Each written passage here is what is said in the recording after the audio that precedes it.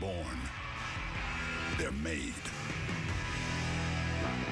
I have to stay strong in body and mind. Rebound from setbacks. Rise to the occasion.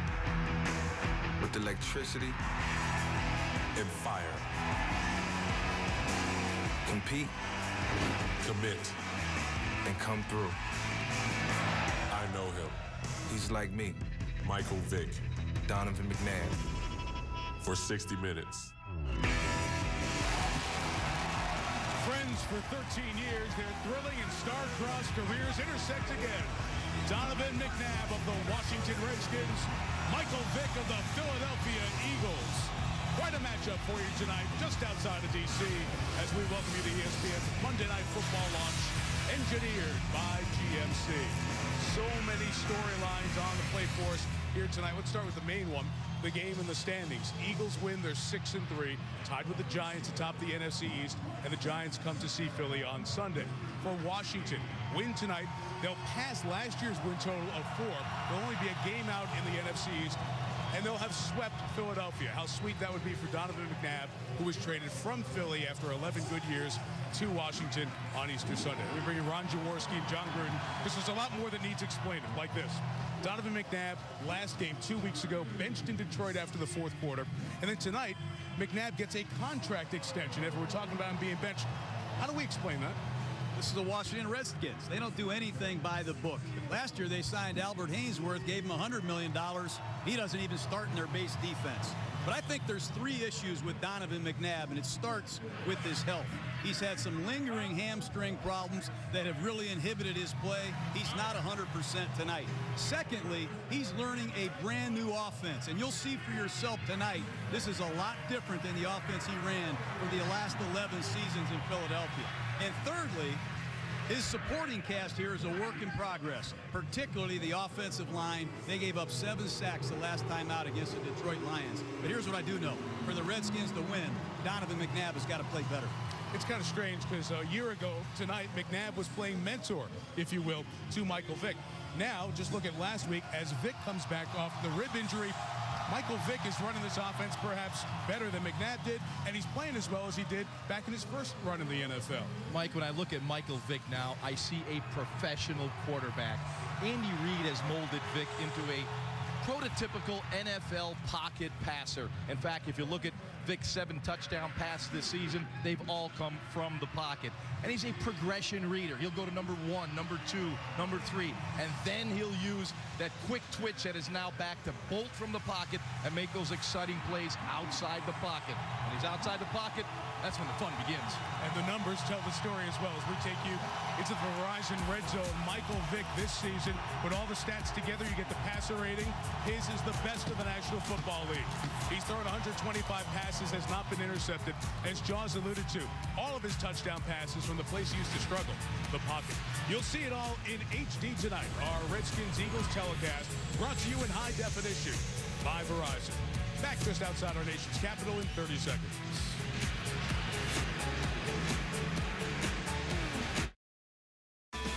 The storylines are out there, and so is the emotion. This is pregame. Deshaun Jackson woofing with LaRon Landry. They'll see each other when the Eagles have the ball on offense, and both teams coming together towards one of the tunnels, just laying a little framework for what we're going to see coming up tonight. Welcome back. Time now for Miller Lite Taste Greatness, and let's talk about Michael Vick. You mentioned him, Jaws.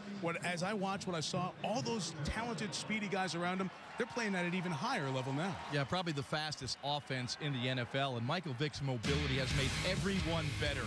But one thing Michael's terrific at is identifying man-to-man coverage. Here in the shotgun, once he drops back and identifies man-to-man, and he sees a running lane, he will dart from the pocket because he knows the defenders have their back turned to him. This mobility sets up the running game beautifully because he calms down the defense. They can't pursue from the backside, and the beneficiary is LaShawn McCoy. You'll see the handoff here, but the backside cannot pursue because they're concerned about Michael Vick's ability to bootleg outside the pocket. You get the nice crease from McCoy, takes it to the end zone. But here's the big improvement in Michael Vick, getting a ball to Deshaun Jackson from the pocket. Look at the calmness, look at delivery, and boy, you see the big arm. I expect tonight you will see the Eagles offense attack early, try to get ahead in this game. Vick to Deshaun Jackson. I think it's important for the Redskins to do what they did the first time out against the Philadelphia Eagles, and that is pick up the blitz and handle it. You can run the football, see the load and run it away from the overload. You can make big plays on the ground. Secondly, pick it up. Give Donovan McNabb time to look down the field and make big plays.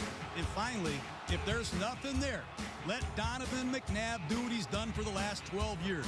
Beat the blitz with his legs and scramble for key first downs. The Philadelphia Eagles are bringing it tonight, and how well the Redskins handle the pressure is going to determine the outcome of this game.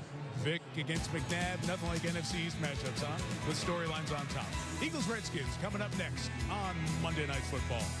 You've been watching ESPN's Monday Night Football Launch, engineered by TMC, the official vehicle of Monday Night Football. So we are ready for Monday Night Football. ESPN welcomes you to the following presentation of the National Football League.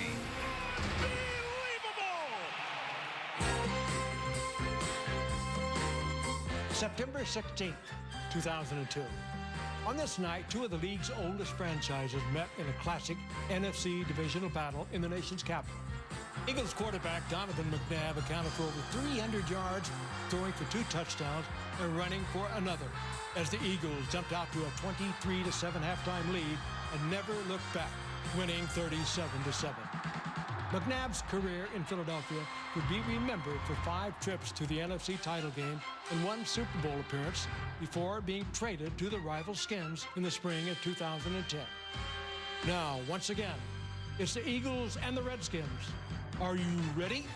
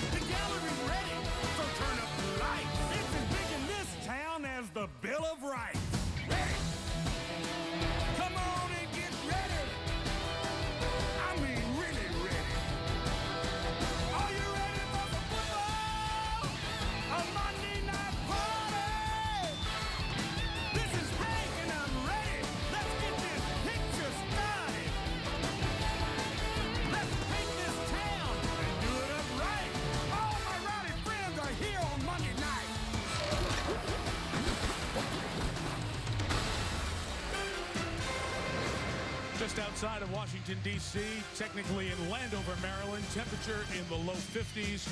Rain is on the way as the Eagles and Redskins set to go here at FedEx Field. And the interesting news, about 5 hours ago it broke on ESPN. Our Michael Smith first reporting. Donovan McNabb signing a 5-year contract extension with the Redskins. This was the last year of his deal. The deal's guaranteed for $10 million approximately. All this contract stuff we'll get to a little bit later on. But Susie Colbert has more on Mike Shanahan, the coach of the Redskins, and his reaction to it. Susie? And I asked him the stark contrast between benching his quarterback a couple of weeks ago and now signing him to a new deal tonight. He said, well, that's football. The highest highs and the lowest lows, you fight through them. And he believes that it makes a huge statement, with this being the start of the second half of the season, what he believes they can accomplish. All right. Very intriguing plot twist that I don't think many people saw coming after McNabb was benched against Detroit 2 weeks ago. That's Jorick Calvin. He's back to receive the kickoff for the Eagles, who have won the toss and will receive. Graham Gano will kick. And off we go from Washington. Not much wind. Calvin muffs the kickoff catch. Has it at the 3. And will only get to the 12-yard line. Reed Doughty and Chris Wilson over there to make the play.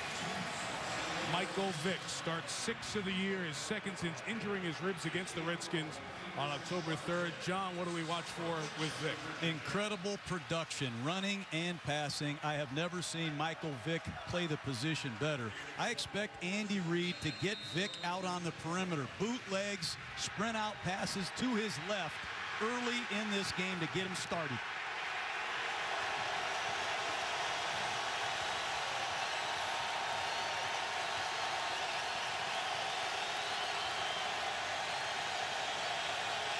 First play from about the 12, and there is Vick, as you talked about, John, rolling and launching downfield for Deshaun Jackson, who accelerates, caught the opening play, and all the way for a touchdown. 88 yards. Wow.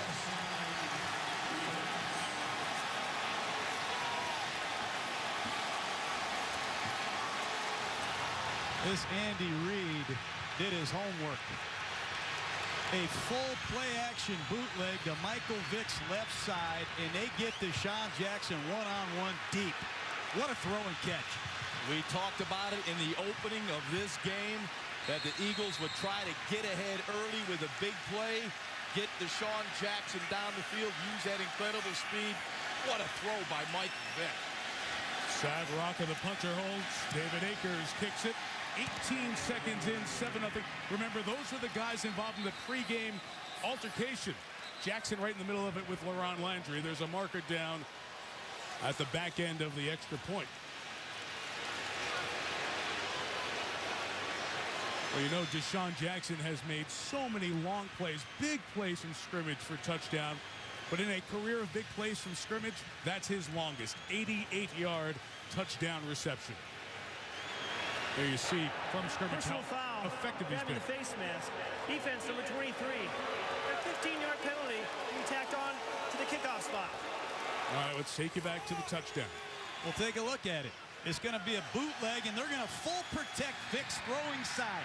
He has plenty of time to set his feet and launch it, and that is at warp speed, Deshaun Jackson. If he's not the fastest guy in the NFL, he's one of the fastest. But you better get your hands on him, D'Angelo Hall, and not ever let him get up against the Landry one-on-one, or it's over. Beautifully designed by Andy Reid. You saw Clay Harbor, the tight end. They like to use that maximum protection when they want to go deep. Allow Michael Vick to get comfortable in the pocket, number one. Number two, allow Deshaun Jackson to work down the field against the safety. When you look at the Redskins, they like to play that too deep shell. If you get pressure on the quarterback, that's a great defense. If the quarterback has time, that's the result, a big play. I mean, if you're a Christmas shopper and you want to buy a gift for somebody, buy a Deshaun Jackson touchdown highlight reel. 22 touchdowns, and they're over 50 yards of play. You talk about the big plays. These guys have been on the same page when Vick has been healthy and starting. You see their numbers, 22 of 32. When Vick has gone to Deshaun Jackson, 4 touchdowns. So if you just take the rating of a quarterback to a wide receiver with all the stats incorporated together, best in the league. That's a combo that nobody can catch, literally or figuratively. 15-yard penalty on D'Angelo Hall allows Akers to boot it through the back of the end zone. And the Redskins in a touchdown hole will start from their own 20. So Donovan McNabb will have to work with a long field, and McNabb off that contract with the ink still drying on it. 11 years, 142 starts with the Eagles, goes back to Philly Jaws in week 4 and wins. Did not have a good statistical game, but got the victory that meant so much to him. And he made the plays that were necessary to win the football game. Certainly ran the ball very well against Eagles defense in that game, but Donovan made some plays with his legs late in that game to secure the victory. The question I'm going to watch and think about tonight is how healthy is McNabb? And how healthy is the running game? Keelan Williams is getting the start. College free agent out of LSU. The detail line a second. Williams gains about 4 yards as Mike Patterson is there for the tackle. So Clinton Portis is still out. He hasn't played since that first game against the Eagles with a torn groin muscle. Ryan Terrain has a hamstring injury and could not get loose and get going in pregame. So Williams starts. Chris Cooley, the tight end. Santana Moss has the most catches. Armstrong's the deep threat. Up front, Trent Williams, 4th overall pick in the draft last year. Coming along here a little bit, but this offensive line, candidly, has not protected McNabb very well. Williams carries another 3 yards there. He gets over to the 27. Mentioned Ryan Terrain, who stepped in that game against Philadelphia and had a good performance. There he is on the bite, trying to get that hamstring loose and going. He has battled injuries throughout his career, so he does not start. He was going to. Clinton Portis, who has now missed 5 games with that groin injury, is getting closer, but just was not ready to go. A very severe groin tear that he had. So the Redskins are down to a college free agent who's a rookie in the league at running back. It's Williams, and he is met in the hole by Demetri Patterson, the corner, 3-and-out Washington. Well, the Philadelphia Eagles use a lot of defensive linemen. You're going to see 5 defensive linemen on the field to get one-on-one blocks up front. And they do an excellent job utilizing their personnel in Philadelphia. They drove Peyton Manning crazy last week, and the Redskins continue to struggle on 3rd down. They have been miserable this year on offense on 3rd down. Hunter Smith kicks. Not a good kick. 44 yards. Calvin to the line drive at the 28. Lost his footing there on the side. Hope he's okay. He is. He hops back up. Philly will take over at the 37. 1 play, 1 big touchdown. ESPN's Monday Night Football is brought to you by GMC. Vote for the GMC Never Say Never sweepstakes for a chance to win a GMC Sierra Denali at gmc.com/NFL. The Capital One Venture Card, what's in your wallet? And ESPNshop.com, where you can get all of your official NFL sideline gear. Some of the striking shots. No city has the scenic views like Washington, D.C. Just on the edge of the Beltway, inside the Beltway here in Landover, Maryland. 1 play, 88 yards. The Eagles lead by 7. Deshaun Jackson reeling it in.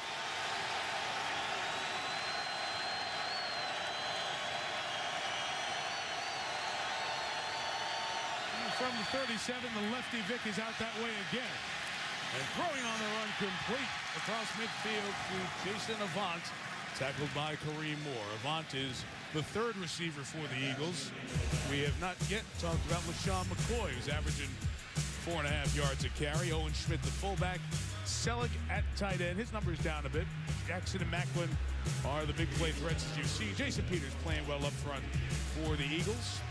Look at the rest of the offensive line. This is the time and place for Andy Reid. Loves trickery. Don't be surprised if you get a double reverse, something crazy here. Here comes Jackson. You've seen some film, haven't you? Here comes Macklin. His speed turns the corner and gets a first down. John, we see so many times where these guys go with that ghost and the end comes around. That time they get the next counter offer. Well, they hand the ball to Deshaun Jackson on the around last week against the Colts several times. This week, let's hand it to Deshaun and flip it to Jeremy Macklin, who's an outstanding runner in his own right. What a start for the Philadelphia Eagles. 3 offensive plays. They've made more yards than I made in some of the games. Pedal to the metal offense. That's the way Andy Reid runs it.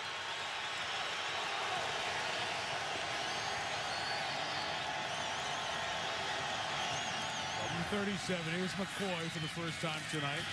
LaShawn gains a couple of yards. Jaws, this is an offense that gives you, with Andy Reid, Marty Morningwig installing and calling the plays, a lot of variety and a lot of different looks. It's all about different personnel packages. They're probing the defense, find a weakness, see where you're going to match up to all those packages. And Marty Morningwig, you see right there, boy, he loves to attack. Once he gets some matchups that he likes, you'll see 1 back, 2 back, go back, 3 wide, 4 wide. They give you all the looks.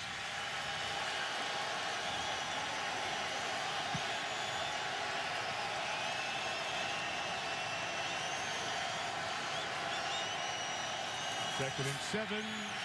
Screen set up for McCoy. Good block out front. Sends LaShawn McCoy into the red zone. Inside the 10. First and goal, Philadelphia. Boy, these two safeties for the Washington Redskins are playing deeper than I've ever seen safeties play. It's too deep. Look how deep these safeties are. And Michael Vick, he says, I'm just going to drop back, look deep, and throw it short. And that's LaShawn McCoy's 41st catch. And this guy is ultra quick. He's on schedule to catch 80 balls. And you see Rocky McIntosh, number 52, was responsible for the screen back. Once you get a block on him, there's a lot of running room for McCoy. Excellent job by the Eagles' offensive line in space. Backfield empty. First and goal, Vick. Dancing, running, in for the touchdown.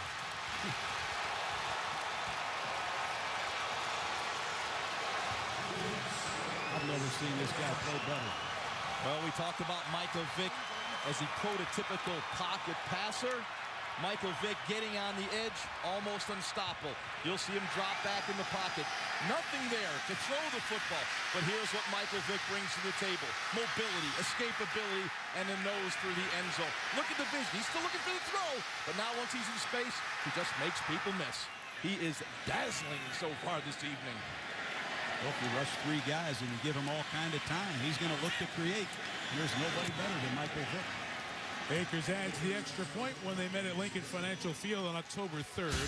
It was 4 minutes, 25 seconds in for the Redskins to be up 14-0. 18 seconds deeper to the first quarter. Flip that story.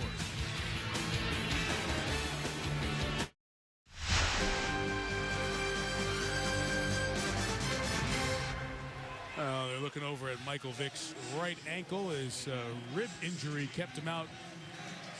An injury that he suffered in game 1 against the Redskins, but Vick has come back sharper and, if possible, quicker than he was even earlier in the season. Terrific run there by the goal line, and Philly doing to the Redskins exactly what Washington did in Philadelphia. Jump up 14-0. Brandon Banks had knee surgery after the Detroit game in the bye week. Very speedy, game-changing receiver to the 27-yard line. You remember the Vick injury if you were watching the game. Michael was trying to drive the Eagles back in this game. Kareem Moore, D'Angelo Hall sandwich him. The rib cartilage injury, missed the next 3 games. Michael telling us last night, it's only painful when he sneezes, and it's not even that anymore. It's progressively getting better.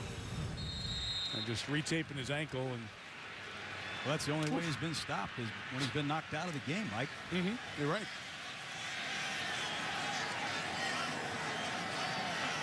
See how Donovan McNabb in this Washington offense does not put up a ton of points this year. How they respond. Anthony Armstrong, gain of 1. Quentin Michael over there to get the receiver quickly. Let's say about this Philly defense off a very solid performance against the Colts last week. Trent Cole leading them with 7 sacks. Antonio Dixon's worked his way in the starting line. Big guy, 90 up there, gets in the way of a lot of folk. Linebackers, Ernie Sims play coming along. He came over from Detroit. Stuart Bradley and Foku, the other backers. And the secondary gets some injuries here to watch. Dimitri Patterson for Ellis Hobbs, who's out tonight. Rookie Kurt Coleman, his first start. Nate Allen, the rookie's injured. McNabb complete to Santana Moss. Good tackle immediately by Patterson. Third down coming up. Jaws, a big down for this Washington offense. And this is an area where they have struggled. If there's a big down early in the game, this is it. They need to cool down this defense. Because if this Eagle defense gets time to go sit in the sideline and watch Michael Vick take his team down the field, it'll be a long evening for the Redskins. Big third down play, and they've struggled in this area. 38-year-old Joey Galloway is the third receiver for Washington. Pressure, Ernie Sims. McNabb gets away. Off the hands of Moss. Intercepted. Kurt Coleman's got it. In his first start at the 37 of Washington. Awful start for the Redskins.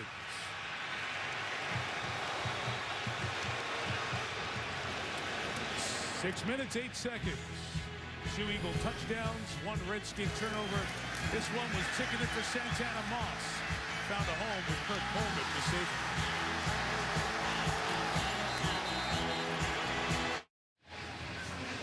him. Boy, Philly, chance to get a knockout punch here halfway through the first quarter, leading 14-0. As McNabb was intercepted, a pass that could have been caught by Santana Moss. But the entire offense had multiple breakdowns of that play. And now the Eagle offense, 6 plays and 151 yards. Wow. Shot 7 is Vick with a ton of room to run. Pass McIntosh. Out of bounds inside the 25. First down, gain of 13. Now, the Eagles defense is about pressure. Let's go back to the interception. You'll see Ernie Sims up the middle. Williams whiffs on him. Pressure on Donovan. Now he finds Santana Moss, delivers the ball off the hands of Moss. But you've got to protect the quarterback first and foremost. They're off the hands of Moss. But Donovan would have hit him sooner in that first lane, but he got pressured and had to move. It starts with protection first. Albert Hainsworth in the game, 92 for the Redskins.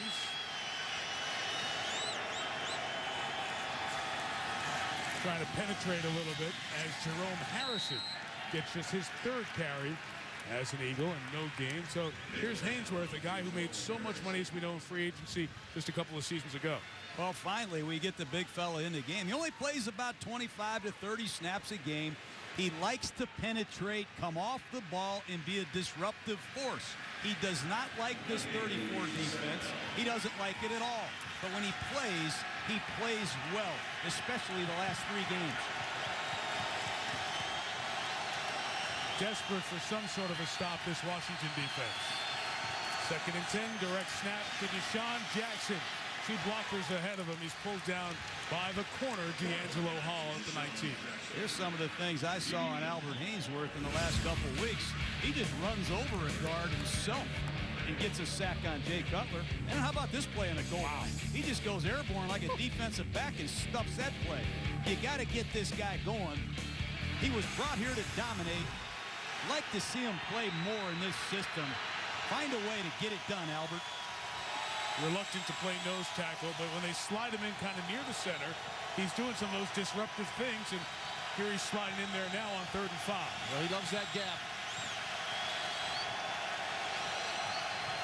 Showing pressure. Vick comfortably to Avant. A terrific 3rd down receiver. Jason Avant with the 1st down inside the 10. A gain of 11.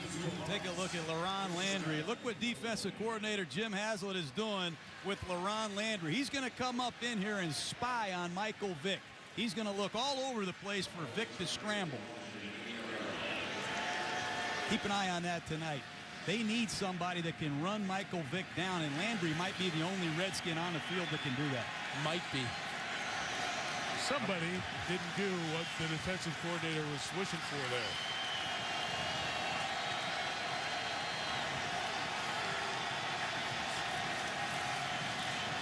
Vick, McCoy, gain of 2 to the 6. Well, the one thing that you see about Michael Vick is the maturity in his game. Yes, he's making some plays with his legs, but he's becoming a more conventional quarterback. You'll see him go through his progression. Take the check down when it's there, not forced throws. We all know he's got that athletic ability, but now you make that combination of a guy that'll stay in the pocket, deliver the ball on time. That's special. Andre Carter, who also was a starter and is no longer, along with Hainsworth, in the switch from the 4-3 to the 3-4.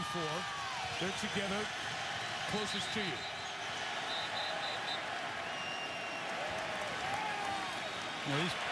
False start. Offense. Number 59. 5-yard penalty. Still 2nd down. These penalties have to irritate Andy Reid. They've committed more penalties this year than I can remember an Andy Reid football team. I know Cole's a backup, but they've had problems with holding calls, illegal procedures, and especially in this part of the field, that's a backbreaker. Cole's in there for Max Gene Gillis, who is active, but a concussion, didn't practice a good part of the week.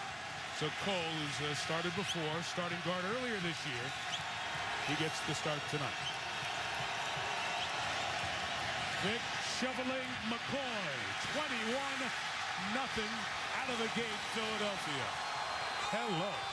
This pass left. Andy Reid has all the plays. They moved Vick to his left twice already. And then this time, keep an eye on the fullback right here as he attacks the defensive end.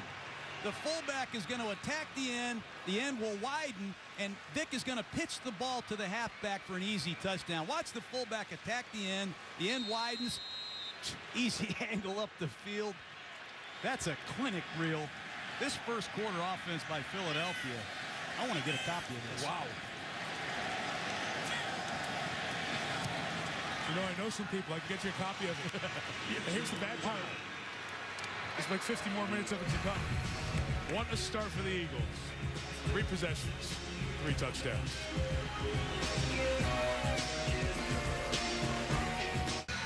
The ability and presence of Michael Vick, such an impact thus far, Jaws. And he comes at you in so many ways. The one thing that Michael Vick does have is the big, strong arm. You can attack vertically at any area of the football field. What he also brings you is mobility. You can cover all the receivers. When he gets the edge, you're going to get explosive plays. And the gimmicks and the gadgets he brings to the table as well, because he calms down the defense. He balances out the defense and just opens the field, not only vertically with the pass game, with the shovel pass, you see it horizontally, sideline to sideline. Amazing start by Michael Vick and this Eagles offense here in the first quarter. You go back over the history of this series, over the decades, 3 touchdowns in the first quarter for the Eagles. First time they've done it against the Redskins. Brandon Banks back to take the Akers kickoff.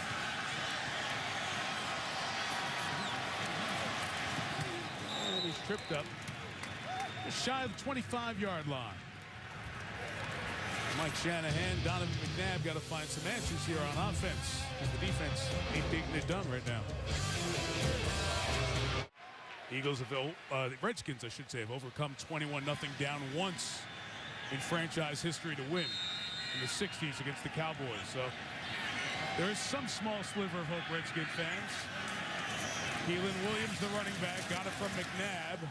And he gets it to the 27. You saw McNabb stumble there. We saw that in the game against Detroit a few weeks ago. It's so strange to see McNabb still in a Redskins uniform after the 11 years with the Philadelphia Eagles. And now as you watch it, guys, you're into the second phase with that contract that was signed before the game here today. Donovan McNabb is going to be the Redskins' short-term answer at quarterback. How will he and Mike Shanahan work together as this goes forward is the next thing we need to watch. Williams gains a couple of yards, just shy of the 30. Well, it's important they work well together because they're both under contract for a while now. But it's very important that Donovan McNabb gets a grasp of this offense. You see Mike Shanahan, his son Kyle Shanahan, the offensive coordinator.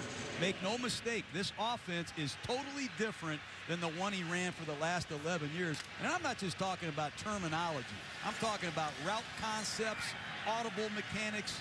This is a whole new shooting match for Donovan McNabb. Facing a third down and 3. That throw's incomplete. No chance.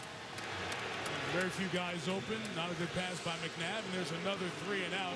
So the Redskins have nothing going offensively. 9 plays, 21 yards. Well, just an opportunity for a first down. That's all Mike Shanahan, Kyle Shanahan wanted. They weren't worried about long term. At this point, they were trying to get a first down. Right, a little angle route in there to Chris Cooley, overthrown by McNabb. They are just out of sync offensively. Trying to keep Philadelphia off the field with offense. Hunter Smith's kick taken by Jordan Calvin. Hit hard, shy of the 25-yard line by Reed Dowdy. Well, after Monday Night Football, fun part of the year for us at ESPN. We are the home court of college hoops. Look at all those games we have coming up. The marathon of 21 games on the family of networks. Dick Vitale's 32nd season with us. 4 of the top 5 teams. You're going to see both national champs, Duke and the UConn women's team. They take on Baylor in what's going to be a great matchup. So after Monday Night Football, the college hoops marathon begins on the ESPN family of networks.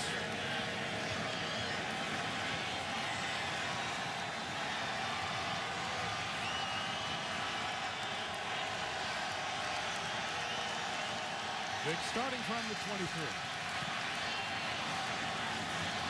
McCoy, gain of 12, first down to the 35. Vick has hit all 7 passes here tonight. We know the story of Michael Vick, incarcerated 18 months ago. He was in jail, and when he came out after the dogfighting issue, he needed a place to play football. He and Donovan McNabb have a long history going back to when Vick was being recruited by Syracuse, where McNabb played.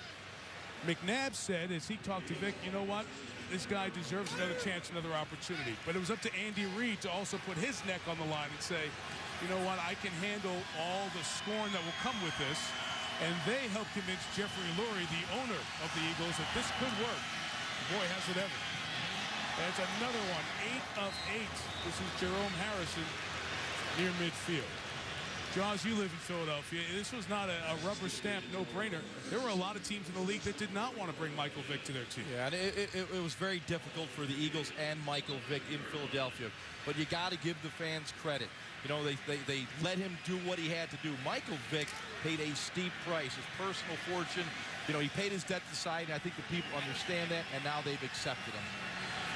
So Jeffrey Lurie, he and wife Christina, very much a part of the decision-making process. Jerome Harrison into the secondary. Harrison cutting back, and he might go. Jerome Harrison diving for the pylon. Did he get in? Yes, touchdown. That's 270 yards in 1 quarter of football by this Philadelphia Eagle offense. I'm as shocked as this guy is. 50-yarder for Harrison, who was acquired in a trade from Cleveland for Mike Bell. And we've seen Harrison have a big run on a Monday night, had a 72-yarder against the Bills for the Browns.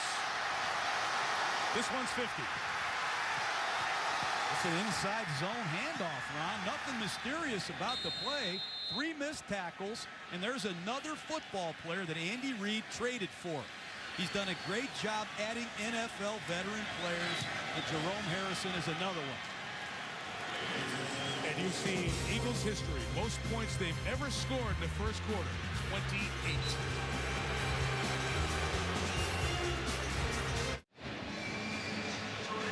In season 41, this is the 637th Monday Night Football game.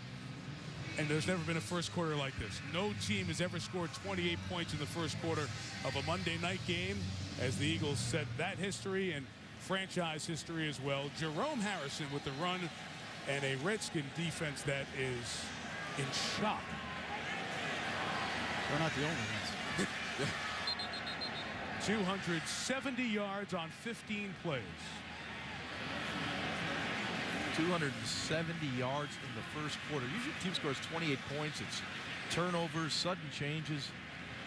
Right now, this has just been a butt kicking that the Eagles are putting on the Redskins right now. Brandon Banks back for the kickoff.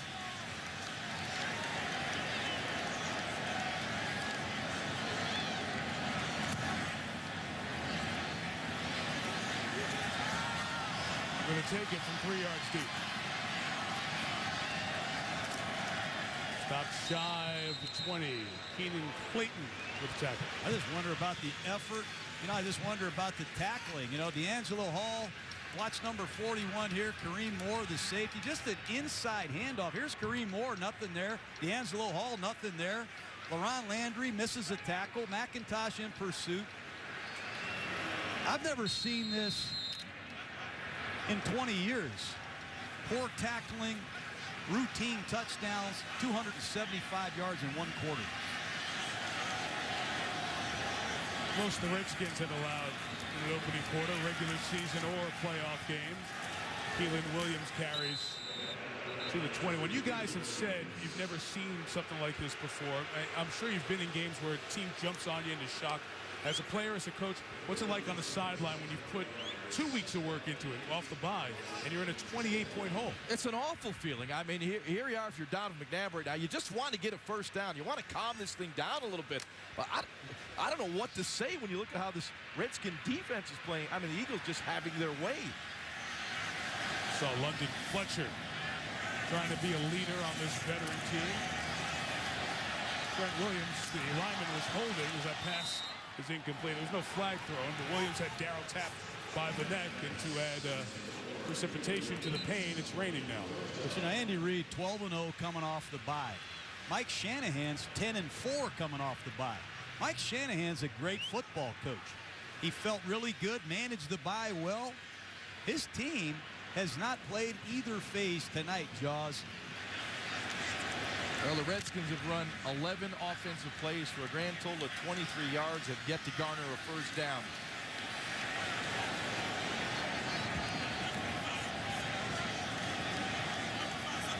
McNabb on 3rd and 8. 4 twisting linemen kept away. His throws out of the hands and incomplete.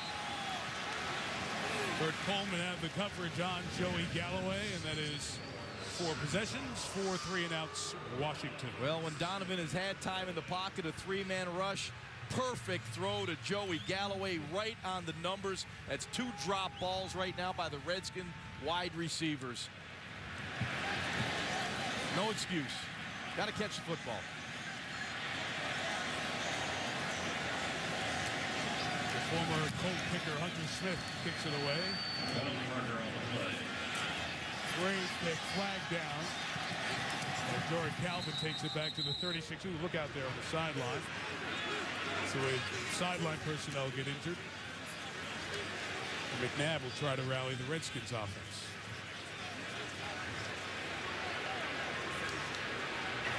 Illegal formation. Offense. Only 6 men in the line of scrimmage. That 5-yard penalty will be added to the end of the run. First down, Philadelphia. John, what do you do as a coach in this situation? It's tough. Do you stick with that script, the 15 plays, that whole deal? You know, if you're Mike Shanahan, you just have to say the first quarter is over. We need to get a stop here on defense and stop the bleeding. All he can do is get 1 score at a time, Mike. But when you're a first-year head coach, this guy's made numerous changes now at quarterback, bringing in a new offensive system. They've gone to a 34 defense. It's not going to be easy, and it's not going to happen overnight. But I know Mike Shanahan well enough, guys. He's keeping an eye on this football team. He's going to make sure nobody quits, or they won't be here very long.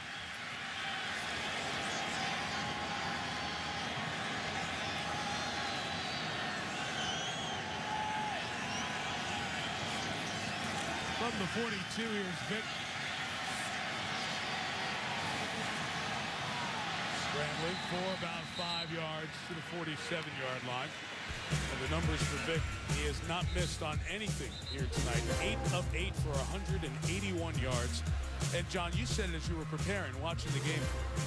The confidence with which he's throwing the ball, the strength of the arm, the accuracy, everything together has really been the thing that has caught your eye. Look, Mike, a lot of people will roll their eyes. But this guy reminds me of Steve Young when he took over the helm at 30 years old of the San Francisco 49ers. This is a legitimate double threat. He's a totally different person after what he's been through, completely focused, in love with this offense, and he's surrounded with impact young playmakers. And the Eagles coaching staff has done a terrific job of working with him. So you can see the mechanics are much improved than they were from those years in Atlanta.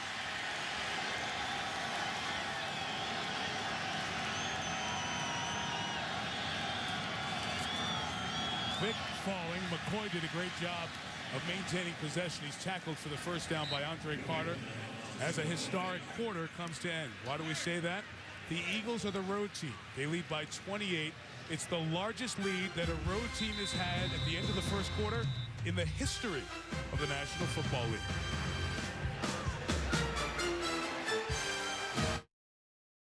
Feels like we've seen so much of the Michael Vick story. #1 overall pick out of Virginia Tech with the Falcons in 2001, playing those 6 seasons, 3 Pro Bowls, in many ways becoming the new emerging face of the National Football League, the big contract, but then missing all of 07 and 08.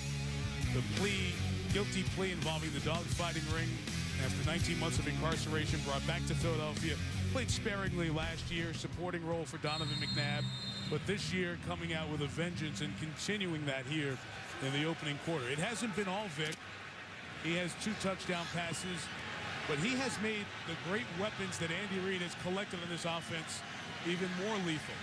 And you see that by Vick's threat in that first quarter. And they're rolling on possession 5 of the night. Vick taking another shot. This from Macklin. Jeremy Macklin pushed off, caught it, touchdown! Oh, man! Never seen anything like this, ever. I think I'm dreaming. Let's watch the back end of the play. The 2 officials over there are talking right now. Let's make sure he's inbounds.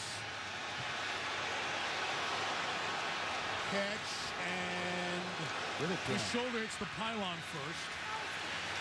Let's see where the ball is as it comes down. got the ball. That's a touchdown. So, where's the elbow? Nope. Elbow doesn't come down on the white, comes down on the pylon. 48-yarder there, and Mike Shanahan's going to challenge this. Here's our max zoom look as the elbow comes down. And the elbow, remember, one, does it come down inbounds? Two, the elbow would be equivalent to a knee or any other body part. So if he's down where the elbow's down, as long as it was by contact of a Redskin, is challenging the ruling in the field on the play of a touchdown. It would be a score. So they'll look at that in review. So the Eagles might be adding to this record-setting opening quarter plus a play.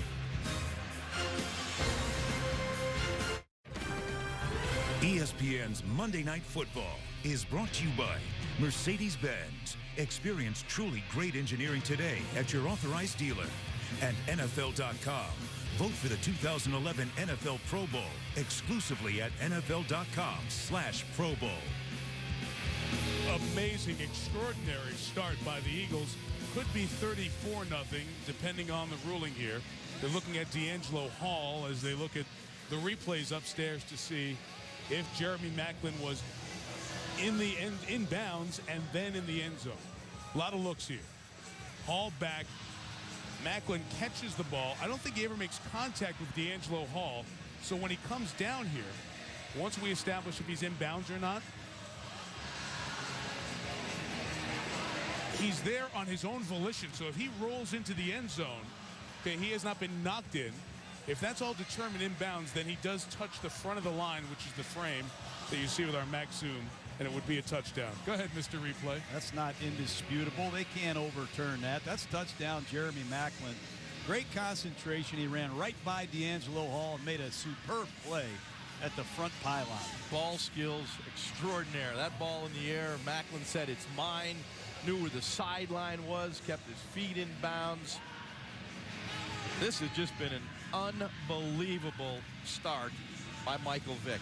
Look at Andy Reid. I think he's going to take his first 15, this script, and use it next week and the following week. It's going to Canton in the Hall of Fame. That's where this script's going. Cleat Blackman. After review, the ruling on the field stands. Washington will be charged with timeout. Stands not confirmed. Means that it was not indisputable, but it will still be a touchdown. And after a quarter and a play, it will be extra point pending, a 5-touchdown lead. I mean, Philadelphia has 5 touchdowns. The Redskins have run 12 plays.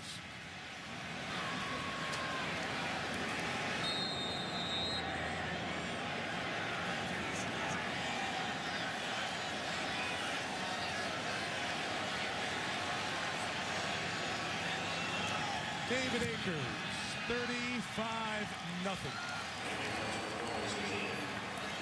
Really? Shocked. Well, Michael Vick has made incredible improvement as a pocket passer. Look at the balance. Look at the movement. Oblivious to the pass rush. Eyes downfield. Accurate throw for the touchdown. Here's what I like. The balance. Bounce. And you get on that back foot and you drive the football. Look at the arc. This is a deep throw. You see the lead shoulder up in the air, so there's a high arc to the ball. And there's one happy touchdown passer, Michael Vick. What a start to this game by Michael Vick. 9 for 9, 229 yards, and 3 touchdowns. What are the NFL records? We better start looking them up right now. I can tell you one of the great memorable scores of all time involved the Redskins. 1940, the NFL championship game. The Bears beat the Redskins 73-0 in that game. You kind of laughed. Oh, yeah. We're almost halfway there, and we're not even past the second snap of the second quarter. In that game, Washington only trailed in the first quarter 21-0. Tonight they trailed 28 and now 35. This is a statistician's dream. Oh man! You're probably. No. The first thing I'm thinking about, John, is Norm Van Brocken's 554 yards, single game yards passing. That's in jeopardy right now. There's a lot of records in jeopardy.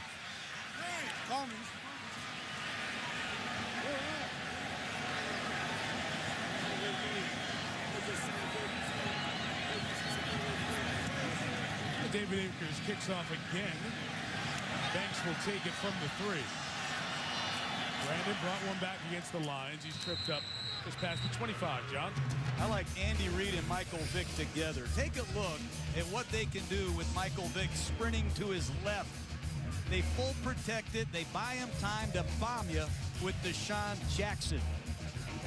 Unbelievable start to this game. The next time, they sprint him out to his left with Schmidt as the lead blocker. They throw a corner route to Avon.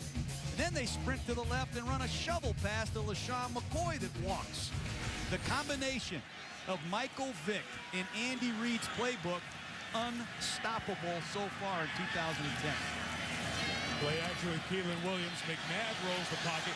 Wide open on the other side is the tight end, Frank Davis. First and goal, Washington. Well, that's the wise sneak play that Stuart Bradley said we had no answer for. And Mike Shanahan and Kyle Shanahan have unveiled this play on the offense. Take a look at the tight end sneak, and then he's going to run a wheel route off a play-action pass, and Philadelphia never sees him coming. The flow goes with Donovan McNabb. Wide open, easy runaway score. They had the same play against Philadelphia earlier in the season.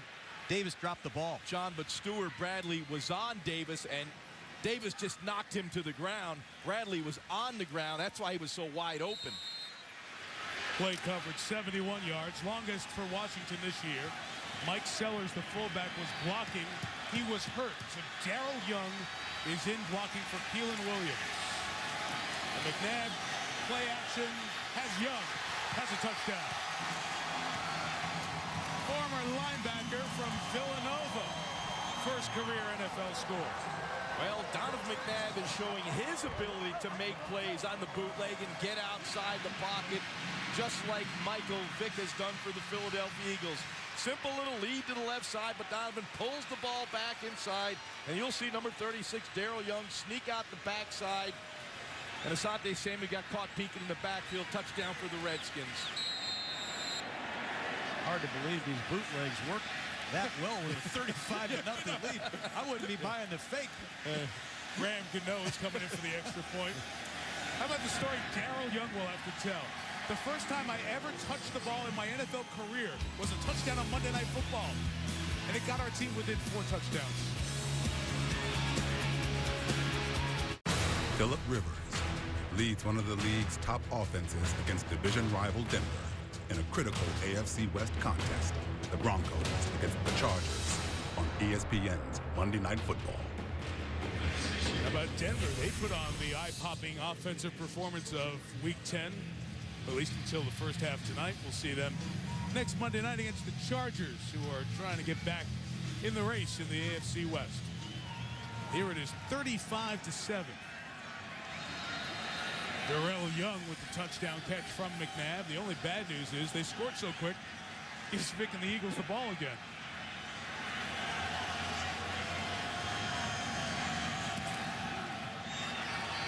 Graham Gano kicks to George Calvin from the 2. Cannot bring it out past the 20-yard line. And Young who just scored the touchdown made the tackle. Andy Reid's been here before, up 21 after 1.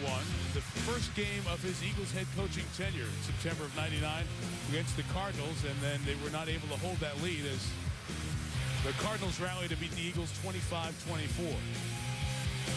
A little more potent offense, a little more polished. Yeah, that's 21 points. This was 35. Yep. A lot of football left to be played, guys. Yeah, it's kind of like that basketball mentality. Cut it to 10 at halftime, you know, in small chunks.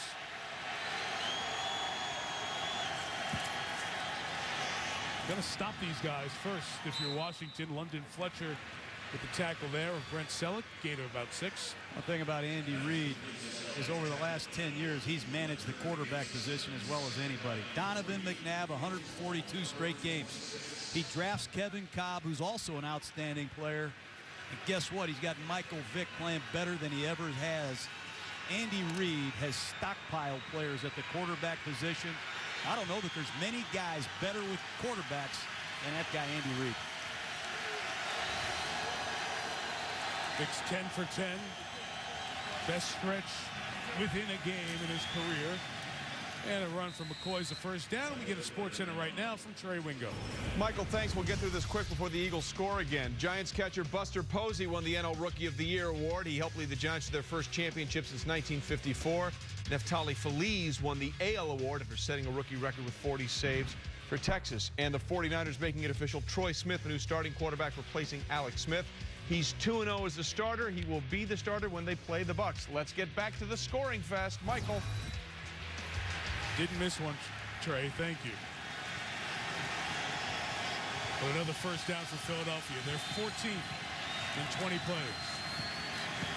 McCoy gets to the 32-yard line. But, you know, it's just strange watching the Redskins on defense. That's 1st and 10.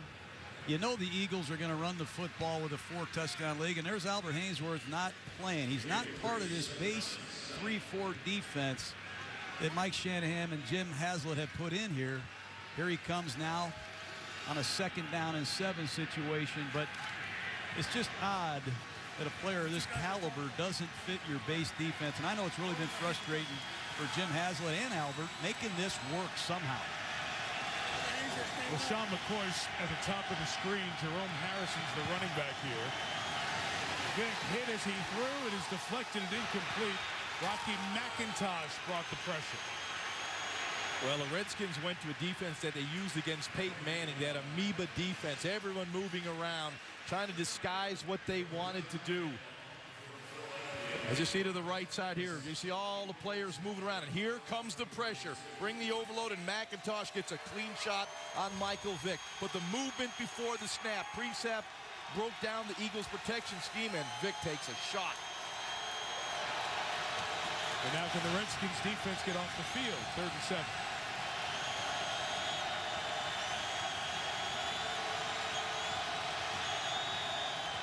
Haynesworth standing up as he starts to rush.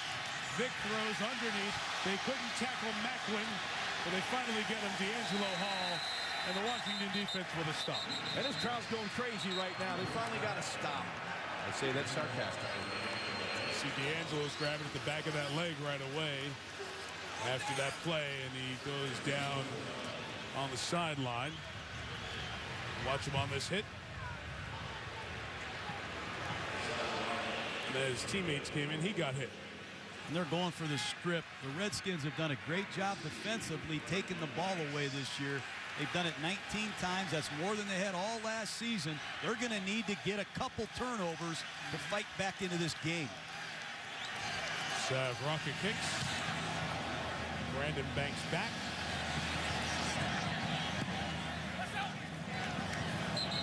Puck goes out of bounds right around the 20-yard line. 47-yard kick. Redskins take over at their own 19. Down 28. But congratulations to Jason Garrett. Got the Cowboys to play hard, play well at the Meadowlands, beat the Giants. They get win 2 on the season, so the Giants fall to 6-3. An Eagle win, and they're all even in the division, meeting next Sunday night in Philadelphia. The Redskins have not lost here in the division with wins over the Cowboys and the Eagles. Their hopes were to go 3-0 in the division tonight. But they're digging out of a 35-point hole. Big ball for Armstrong. He holds it in. Ho-ho! Armstrong all the way to the 5. Anthony Armstrong. 77 yards. Well, the Eagles lined up with their 5-down look. That gave one-on-one to the outside. Donovan read it. And he is Armstrong, the former Arena Football League player, streaking down the sideline.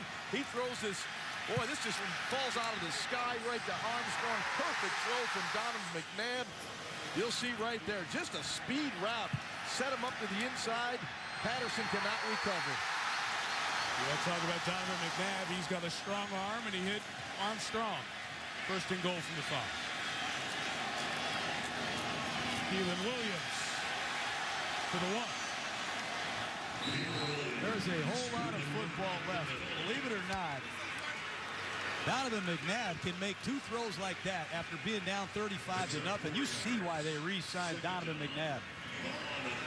You'll see Donovan right here. This is what he's reading right now. He knows he's got the isolation on the outside. Needs to buy just a little bit of time. so Trent Cole can't get to him, gets rid of the football, and a nice arc on that throw. Mike Sellers back in at fullback, and movement on the right side. That's a skillet. False start. Offense. Number 75. 5-yard penalty. Still second down. That's Artis Hicks, who came over from the Vikings. He's a former Eagle. Well, Stuart Bradley jumped into the A gap between the center and the guard right before the snap. Artis Hicks flinched. It's a major, major penalty.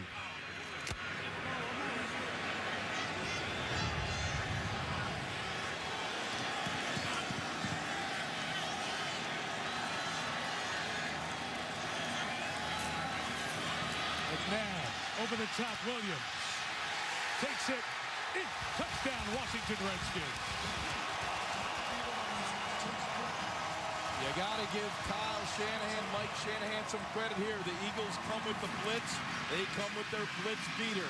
That little check down to Williams. You'll see the pressure. Pull up the middle. Tap up the middle in Donovan's face. Checks it down. Well-executed play to Williams for the Redskins touchdown. That's anticipating the blitz and having an answer.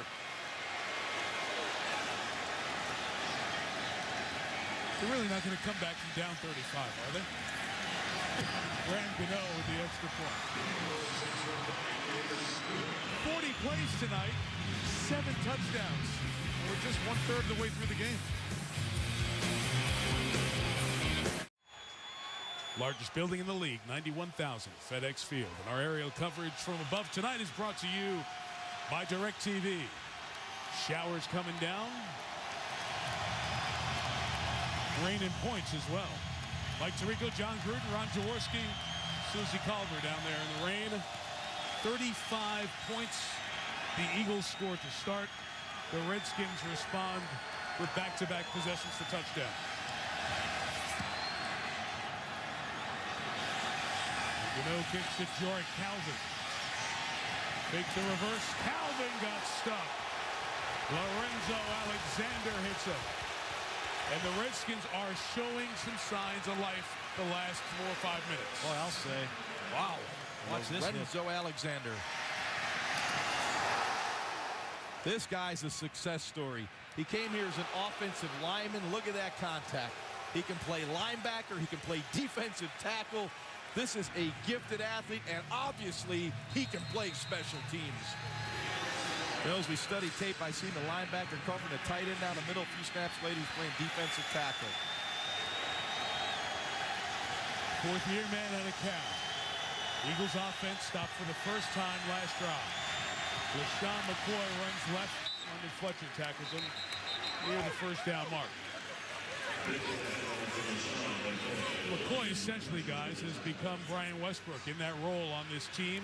Of course, Westbrook missed so much time last year, suffered a concussion when we were here. So McCoy played half those games, and now in his 2nd year out of Pittsburgh, he's emerged into that complete back role. He's gotten bigger, he's gotten stronger, has a better understanding of the game. He is quick as a cat, doesn't have that big speed, but boy, he's a hard guy to bring down, and Michael Vick's running ability has really helped McCoy. Jerome Harrison now the back. Vick off to his left. Being chased, taken off. And the first down at the 40-yard line. The one thing that I noticed about Michael Vick this year as opposed to last year was the quick twitch is back. As a defensive lineman, linebacker, you think you got him. You'll see it right here. Michael Vick's in trouble. 2 guys got him. It's LaRon Landry, a very athletic safety. He can't bring him down. He gets away from Landry. This is a guy that used to spy on Michael Vick. He can't bring him down. And once he gets away, fortunately the Redskins, they were able to minimize the damage.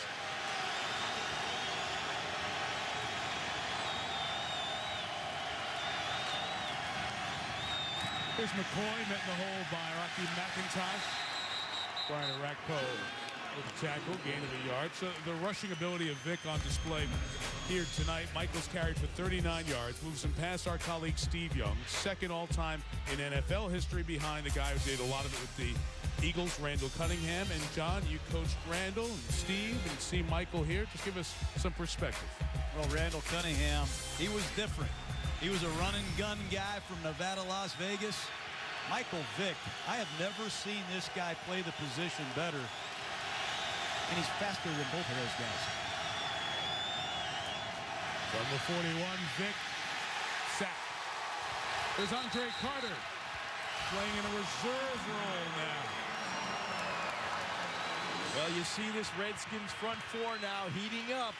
They're getting into this game, getting the quick pressure on McNabb. Excuse me, on Vick. Andre Carter had 11 sacks last year. He's in a limited role this year, playing spot duty really in the nickel. But you're right, Jaws. I give the Redskins a lot of credit. McNabb has rallied them with 2 quick offensive touchdowns, and if the Redskins can get off here, we got a football game. Deep drop Vick. In trouble. Away from McIntosh. Chased by Carter. Throw incomplete. Good job by the Washington defense to hang in there. Back to back, they get the Eagles off the field. You know, when you play Michael Vick, you have to finish every play at full speed. And Brian Arakpo does an excellent job just staying alive. You got to keep looking for him. You got to keep hunting. You can't stop. It's an all-day down against Michael Vick. Great effort by the Redskins on defense to force another punt. And Albert Hainsworth is playing right defensive end and had good pressure on Vick.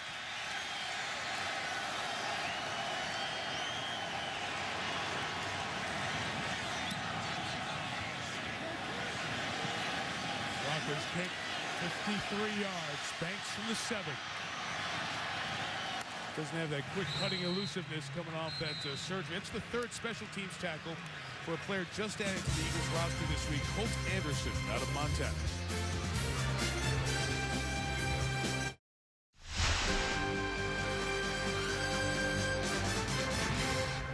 Donovan McNabb, who's made many a start on Monday Night Football for the Eagles, starting against the Eagles here tonight.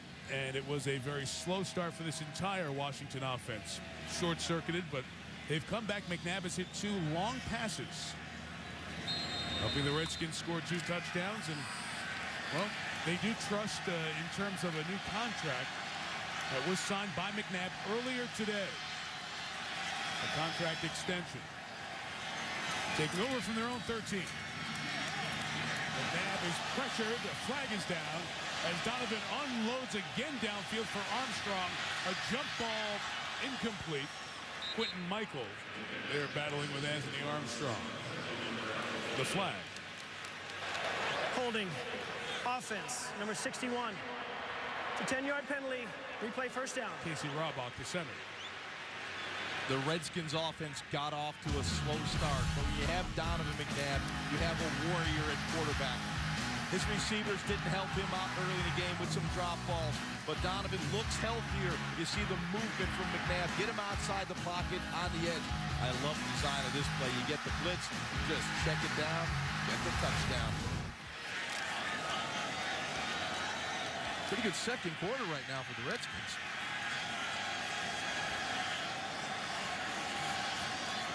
After distance penalties for 1st and 16. Collapsing pocket. Keelan Williams out of the backfield. He's taken over the 16-yard line. If you're just tuning in, McNabb, in the final year of his deal after being traded over from Philadelphia here, agreed to a 5-year, $78 million extension. And those numbers sound so big and so ridiculous. They are. Likelihood of him seeing all that money, unlikely, the way contracts are structured. I think the big headline is what the guarantee is. From what I was hearing, what I was finding out, that guarantee is around $10 million, which means you put some stability in the situation now for the rest of this year, on to next year, but you're not married to this for 4 or 5 as McNabb lost that snap, but was able to get back on it, and it'll set up 3rd down. When the guy gets benched, the last quarter of football he played, and before he plays again, comes out and gets a contract extension, people go, really? Why? We don't even know exactly what the contract extension is. If it's $10 million guaranteed, it's not a real eye-opener to me. If it's $78 million guaranteed, that would shock me. But Donovan has to play better. He has looked pretty sharp here in the last couple of possessions. But I was shocked he was re-signed today, that's for sure. I don't think you're alone. 3rd and 12. McNabb throwing, intercepted. Cutting under the route was Dimitri Patterson. Redskins side wanted a flag, but Patterson got right under Joey Galloway to come up with the turnover. Dimitri Patterson got his first start last week against Reggie Wayne, Peyton Manning, and the Indianapolis Colts, and had an outstanding game in coverage and open field tackling. Right there, he understood the route combination, and he drives the route. You'll see him down here at the bottom of the screen. Now he's matched one-on-one. Well, he reads it all the way. I mean, Patterson runs the route for Galloway. And Joey Galloway, I know this guy from my days in Tampa. He's not the kind of receiver that throws the cape off and plays 7 or 8 snaps a game. Patterson read that like a receiver. That was a routine pick. Patterson's 3rd pick of his career. He had one when he was a Redskin in 2005. Vick fakes to both sides up the middle to Selleck. That is good understanding of football by London Fletcher. He saw that one coming. You know, John, I disagree with you on the McNabb signing. I think it's the right thing to do. You know, there's a dearth of solid quarterbacks in this league. And you get an opportunity to sign a guy that's in his 12th year, that's been a winning quarterback. He wins 2 out of every 3 games. I think it's the right thing to do. Kind of gives you that cushion for a couple years if you want to move on. I think Donovan will stabilize this offense. I didn't say I disagreed. I said I was shocked. Tonight was the night. Oh, okay. Glad you clarified that too. After the gain of 1,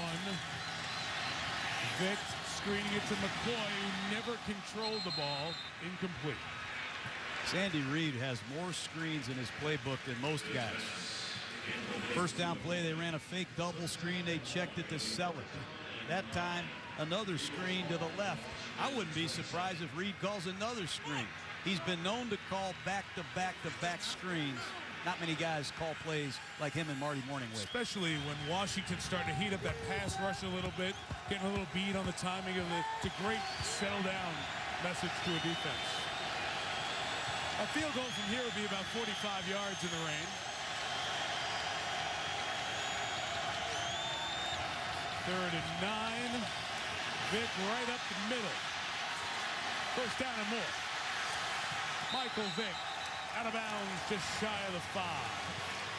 Well, I don't know what Michael Vick has timed in the 40-yard dash. It was probably under 4 seconds on game day. He darts out of the pocket. Yeah, but look at your leading tackler, London Fletcher. Now, how deep can a middle linebacker play? I know it's an empty backfield, but that's London Fletcher playing in the end zone, and Michael Vick, he likes to see London Fletcher that far away from him. Yeah, because they had Lorenzo Alexander kind of spying on Michael Vick, but that's an athletic mismatch.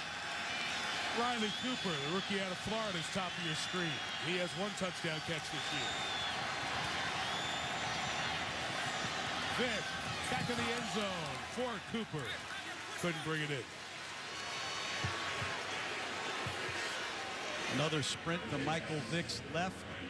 And Riley Cooper, another young guy that Andy Reid found in last year's draft out of Florida, making some key contributions on offense now here at the midseason point. We all know he's a very good young special teams player, but they like the guy right here, Riley Cooper. He's emerging. And they like his size at 6'3", 222. You get down his red zone, they need a big body receiver. That shot gave you a great perspective on how wide Philadelphia sprints the field to give Vick room to run. And score again. Michael Vick, 2nd rushing touchdown of the night from 6 yards. Unbelievable. It's like a man with boys when he gets outside that pocket. Look at the splits. I mean, they take these receivers and they split them all over the field.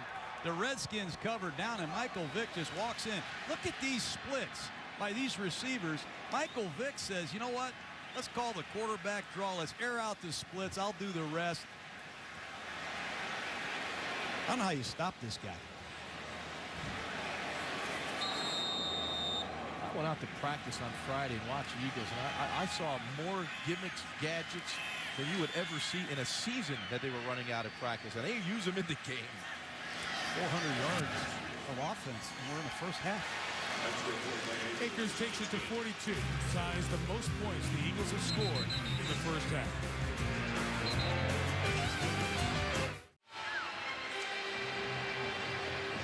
Well, the first game wasn't very high scoring, was it? 17-12.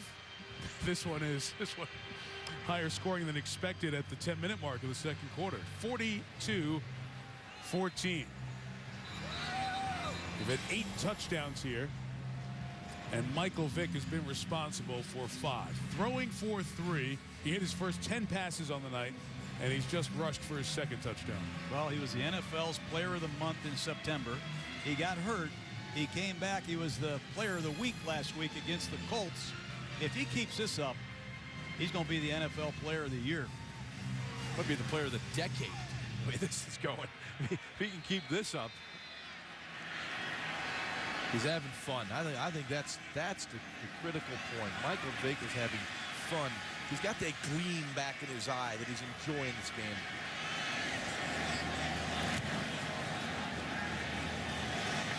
Akers pitch going to send Banks all the way back in the end zone, and Washington will take it over at the 20. Here's how it's looked for Vick tonight. And Michael Vick has just done everything tonight.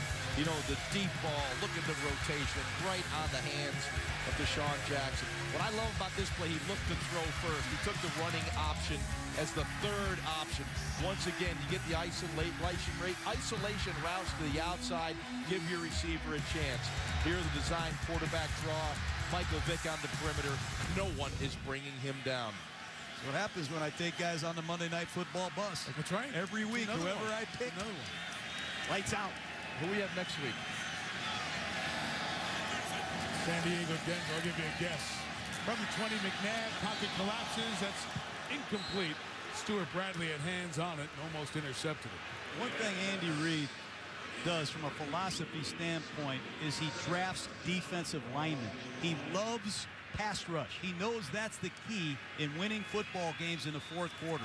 Keep an eye on Trent Cole, number 58. He's going up against a rookie tonight in Trent Williams. They drafted Brandon Graham, number 54, out of Michigan. They've got a lot of guys. They're 7 or 8 deep at Philadelphia, and now's a great time to rush the passer. On 2nd and 10, McNabb in the hands of Chris Cooley. And Patterson almost had a rebound for his second pick, and Cooley is shaken up after that play. So the Redskins are hurting on the scoreboard and physically. Well, Donovan looked outside to Anthony Armstrong. He slipped. He came back inside to Chris Cooley. You'll see him with that inside release. He gets matched against Ernie Sims. That should be a good matchup. And once again, you see another drop ball by the Washington Redskins. Redskins are going to call a timeout here. They were trying to get the personnel straightened out with Cooley. They could not. Jamal Brown, the starting right tackle, was also injured earlier, so Washington trying to get organized. You know, it is strange to see trades within a division in any sport, really, because you're always afraid of that guy coming back to kill you, and you know that that guy knows your system inside out. The McNabb trade, which was announced on Easter Sunday, the Eagles getting a second-round pick, which turned into starting safety Nate Allen, who's out tonight, and a fourth, could be a third pick next year for Donovan McNabb, was so odd because, Jaws, it's 2 hours away. You've done this. The Eagles play Redskins. You take a bus. You come down. These teams know each other so well. It was really odd. You know, I think it surprised a lot of people in Philadelphia. It surprised me. But, you know, when you look at Andy Reid, he doesn't care. He doesn't care what people think.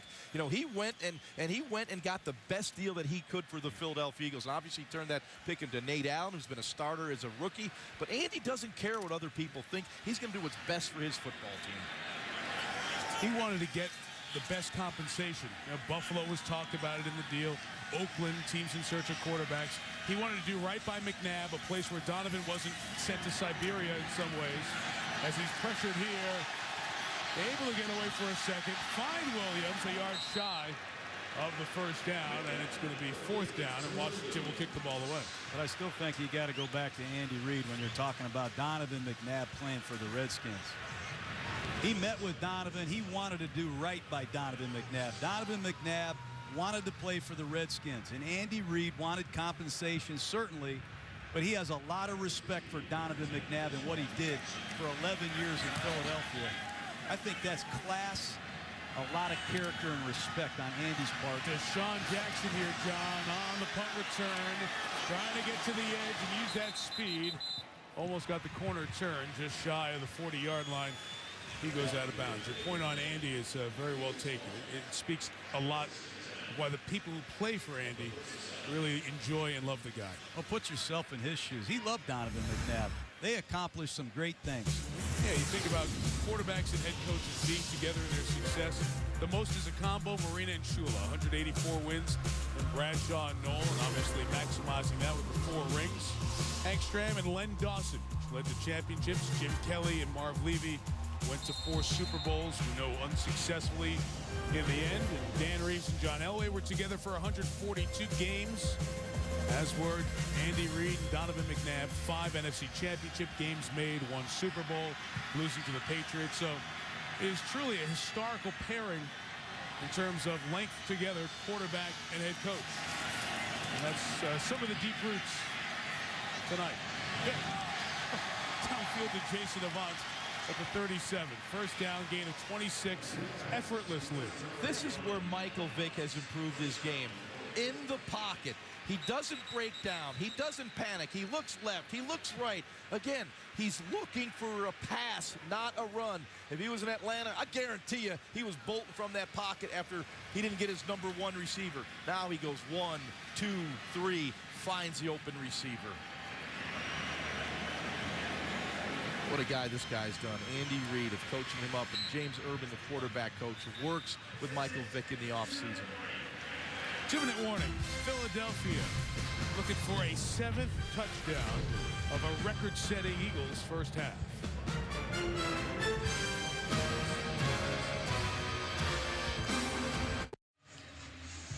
Philadelphia Eagles have had a game of offense here in the first half. Nearly 420 yards and 42 points. Knocking on the door of some more NFL history with 2 minutes left and in Redskin territory at the Washington 36. Sean McCoy comes up the middle, slides under Rocky McIntosh's tackle at the 31. But look at what they do to Albert Hainsworth. Watch right guard Nick Cole help out on Hainsworth. That gives Michael Vick just an instant longer to throw the football, but watch his full speed. Offensive line coach Juan Castillo, been with Andy Reid a long time. This whole Eagles staff has been with Andy Reid for a while, and continuity is a big part of their success. From the 31, another shotgun run with McCoy. Trying to put the moves on, but Brian Orakpo is a very good defensive player out of Texas. 13th pick in the draft of 09. Made the tackle, gives us a timeout. A chance to remind you the Toyota halftime show is coming up. Chris Berman, Chris Mortensen, Adam Schefter for the fastest 3 minutes. How good was Tom Brady last night? The win over Pittsburgh. Morton, Adam been burning up the Blackberries on this whole McNabb deal. They'll dive into the details for it. And Miami with a short week playing Chicago on Thursday. We'll update the Chads at quarterback. And credit Tyler Thigpen, who came in and ended up helping Miami get that victory. I like Tyler Thigpen. He's a mobile quarterback with a strong arm. He has some experience playing in Kansas City. I think he'll do an outstanding job. I like this quarterback. Yeah, he's pretty good. I played against this guy when I was in Tampa all those years. Yeah, how did you stop him? He was never playing the overall game like he has right now. Did you stop him? How many people did? Oh, we had our day. 01 to 06, the time in Atlanta. A lot talked about Vic. Was not the first guy in, the last guy out. Didn't set the example. Here's going to take a timeout. Washington took the earlier timeout, so Philly can take this one. With 1:12 to go. We mentioned NFL history potential here on this drive. Go back to the 1983 Buccaneers, a poor team. Green Bay scored 49 in the first half. That's the NFL record. Philadelphia a chance to equal that here on this drive. That 1983 Buccaneer team, the quarterback was Steve Young.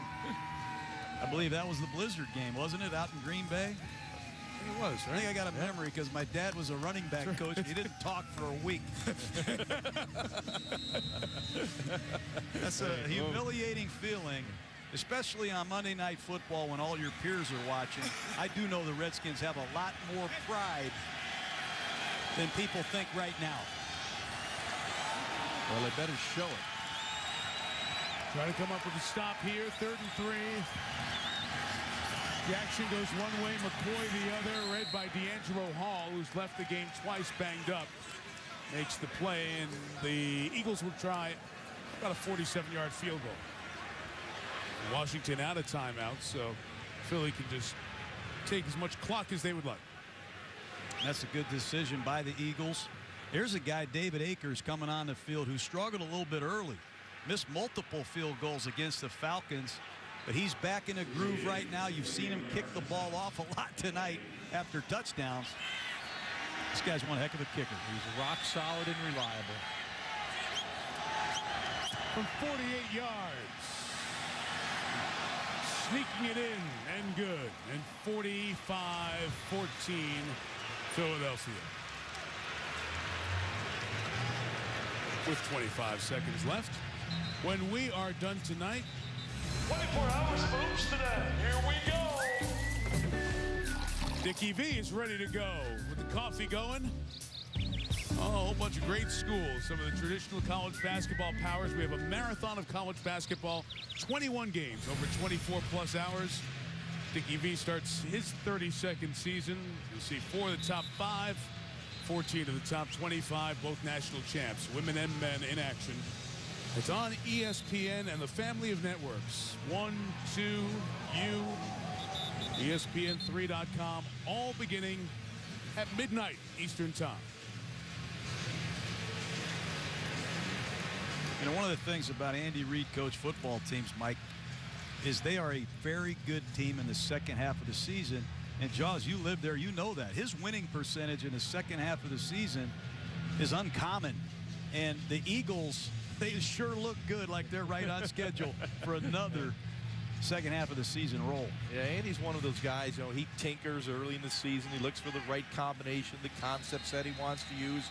And boy, the second half of the season, he knows how to put his players in position to be successful.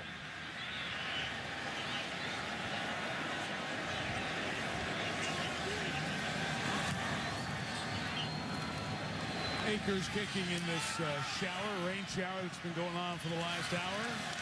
Brandon Banks the return. Brings it out shy of 25, 19 seconds, no timeouts for Washington. You know, the only thing lacking in Andy Reid's resume is that Super Bowl championship. You know, he wins 2 out of every 3 games, a very successful coach, but he's never going to really be accepted in Philadelphia until he hoists that Vince Lombardi trophy. And the way they're shaping up right now, this might be the year. Eagles trying to move into a tie for first with the Giants, hosting the Giants next week. You go figure out who the best team in the NFL is right now. Very hard to figure. Screen for Williams. Got 2 nice blocks, and Keelan Williams need to find the sideline here. And a good job to get to midfield and the sideline. Gain of 26 with 10 seconds and no timeouts. At least it gives you a chance to reprise what the Jaguars did yesterday. And with no timeouts, this is a situation you cover in training camp every year from a defensive standpoint. You must defend the sideline.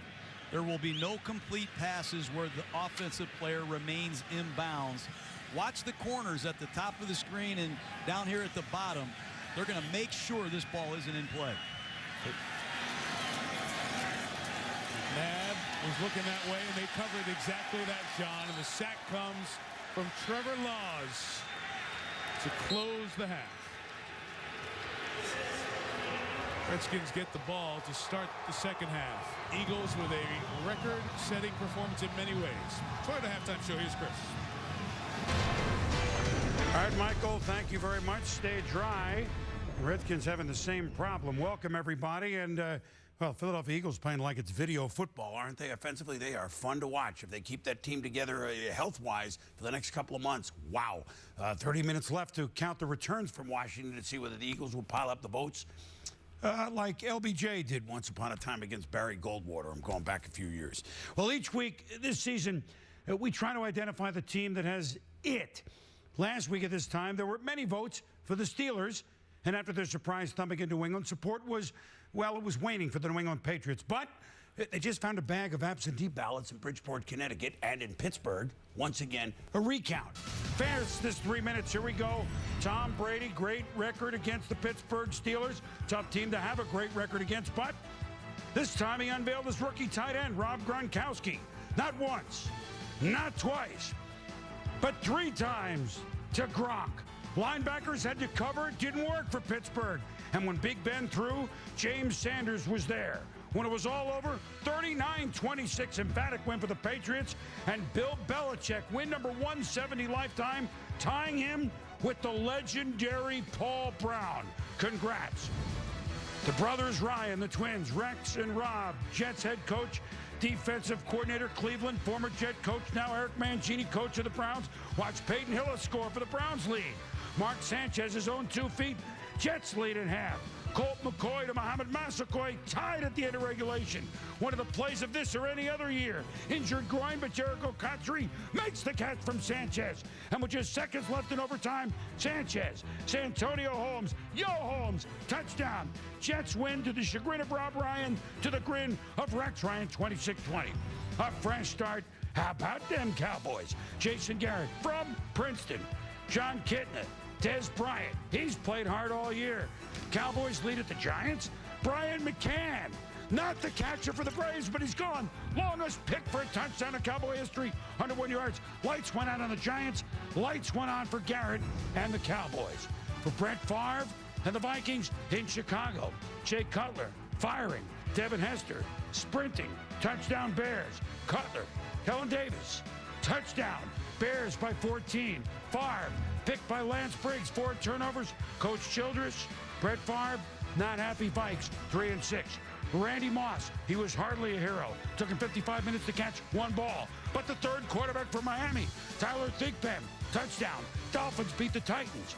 Hero, he was the 3rd string quarterback to begin the year. Troy Smith, San Francisco, at 3-6, they're contenders. Michael Crabtree, they beat the Rams in OT.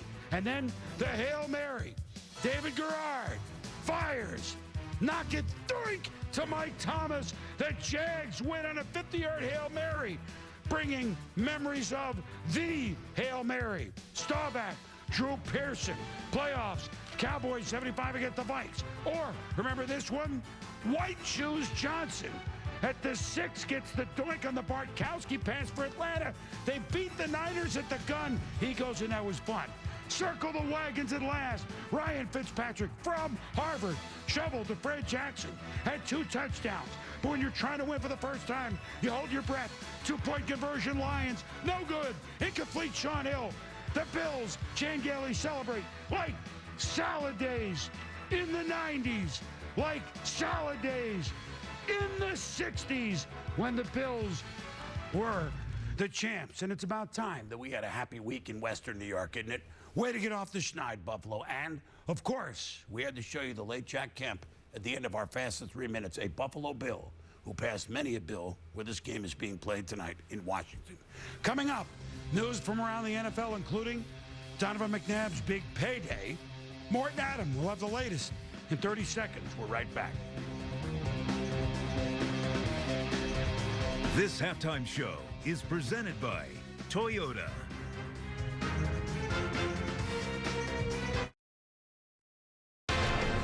Welcome back to the Toyota Halftime Show with your host, Chris Berman.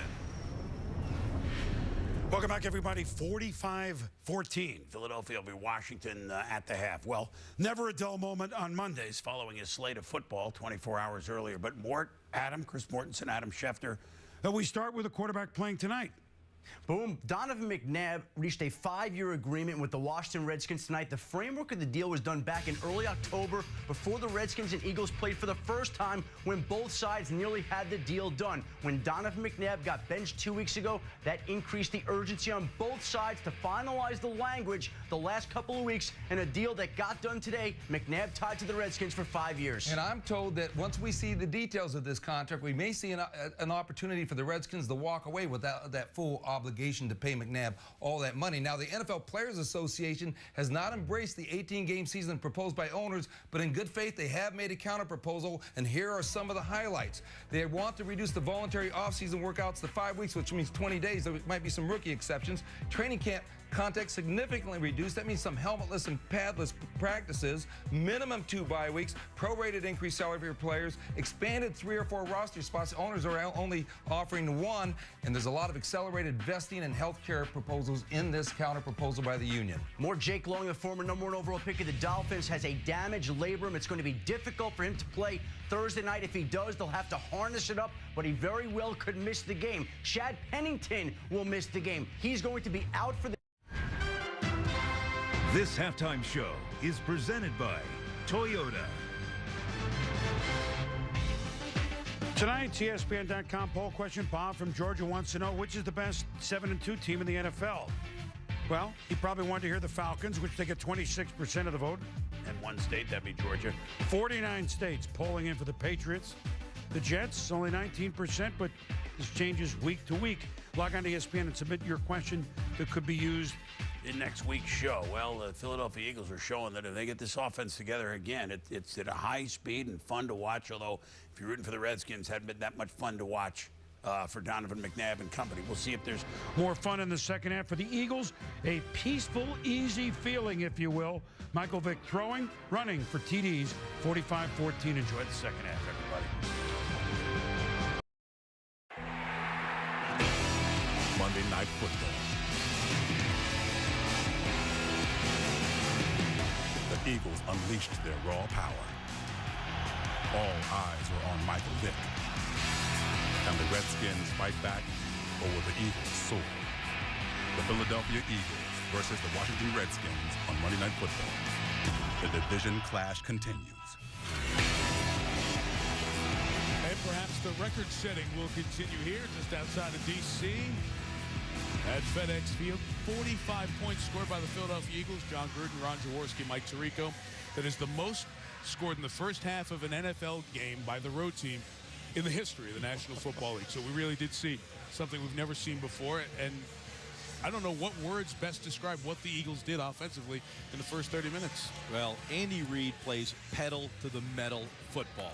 He wants to get a quick lead. I don't even think Andy Reid expected this offense to be in sync like it was tonight and is tonight. I really don't have anything to add to that. I know crowd noise isn't going to be a problem in the second half. I've never seen a team storm out of the locker room and avenge an earlier defeat. The Redskins out-hit Philadelphia in Philadelphia earlier in that victory, and Philly came to play tonight. David Akers kickoff starts the third quarter. From the 6, in the rain, Brandon Banks. Akers waiting for him at the 45. Jamar Chaney also bringing him down as the rain gets heavier. The perspective on the quarterbacks in the first 30 minutes. Michael Vick became the first player in NFL history to throw for 3 and run for 2 in the first half. Entire history of the league. And Donovan McNabb in that second quarter had exactly 200 passing yards, a career high for any quarter. So he does that against his old team, albeit Pyrrhic in the performance for McNabb. Started with his team in a massive hole. Chris Cooley, the tight end, limped off in the first half. That's his first catch. Here's McNabb in the first half, Jaws. Well, one thing about Donovan, he's going to keep battling and fighting, but his receivers have to help him, and he gets out on the edge. One thing about Donovan, you get him on the edge, you'll find someone open. Beautiful design of this play right here. You got the blitz, and he checked it down. This is just a good defensive play by Patterson. Joey Galloway never pushed him up the field. He undercut the route. Dimitri Patterson with the interception. McNabb intercepted twice in that first half. Now lofting it sideline for the fullback, Sellers, on Moses Foku out of the backfield. A spectacular throw by McNabb. He had the one-on-one, his fullback running up the sideline on Foku. Very little room to put this ball into, but Donovan puts it right on the hands of Sellers. Just a terrific throw by McNabb. Yeah, if I'm Philadelphia right now on defense, no quick scores, just no big plays. I'm shocked that they've come out here and given up a couple big ones already. Number 22, Keelan Williams, the run. A gain of about 9 yards for Williams. If you weren't with us at the start of the game, Clinton Portis is out again tonight, missing his 6th game after the torn groin muscle. And Ryan Terrain is active. Looked like he was going to start, but even in warm-ups could not get going with his hamstring injury. So Terrain has not seen the field. It's been all the rookie free agent out of LSU, 35, Williams.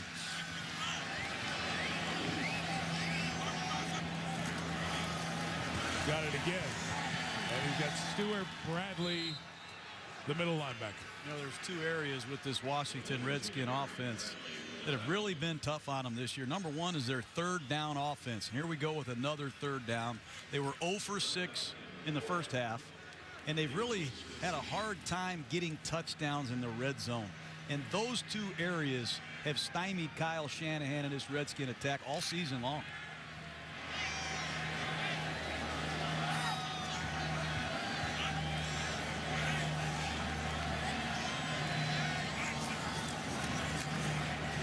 McNabb in trouble. Keeps it alive and then has the pass blocked and knocked down by Darryl Tapp. It all started when Jaquay Parker just blew Stephon Hire, the right tackle, into McNabb's face. We'll take a look at the right tackle. Hire, number 74. He just gets bull rushed, and McNabb has to abort the play and try to create. That's the 11th ball that Donovan McNabb has had batted back in his face. That's another problem for this Redskin attack, and they're going for it. 0 for 7 now on third down. Those problems continue to plague them. You see coming in, the 10 had him tied with the former Redskin quarterback, Jason Campbell. So add that one, makes it 11. 4th and 4, the Eagles bring pressure up the middle. McNabb responds to Armstrong. First down catch. Nice play. Trent Cole clean up the middle. Donovan just kept drifting back, and at the very last second found Anthony Armstrong, and Armstrong reached out and did a terrific job of catching and holding on to this ball.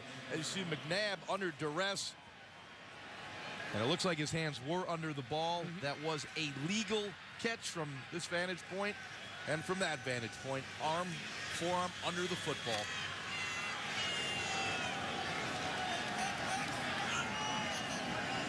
Eagles do dial up the pressure, though.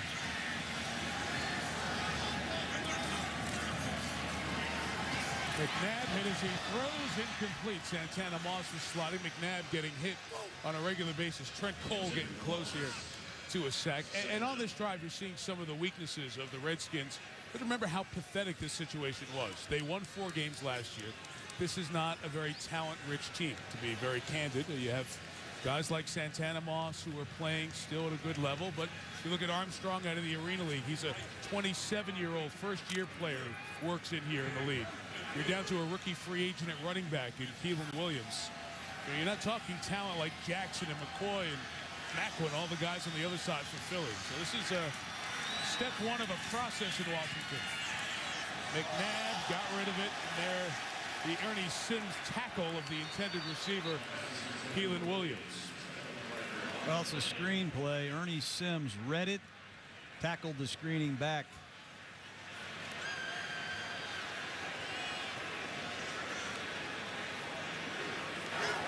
Holding. Defense, number 50. It's a 5-yard penalty, automatic first down. Well, this is an area of the field, Mike, where your tight ends become critical. You know, you got guys like Davis and Cooley. You've got to find a way to get them open. Design some plays to attack the defense. Take a look at Ernie Sims, a weak side linebacker. He's going to see the screen, and he's going to tackle the back. That's one way to stop a screen. That's right. If he's trying to block you, you can't hit him and knock him, but you can't hold him like that. Bust the call, an automatic first down. Williams left, Sellers a block. Williams, touchdown. Well, there's that stretch play, and that's all Washington, the Redskins can do, is start the second half with a touchdown possession. Stretch play off the left side. Nice job by Sellers. And a good finish by Williams. And in that first matchup, that was the play that was very effective in Philadelphia. And the Redskins got out to a 14-0 lead based on that outside stretch play. But they just been out of this game where they can't just stay and try to sustain their offense with the running game.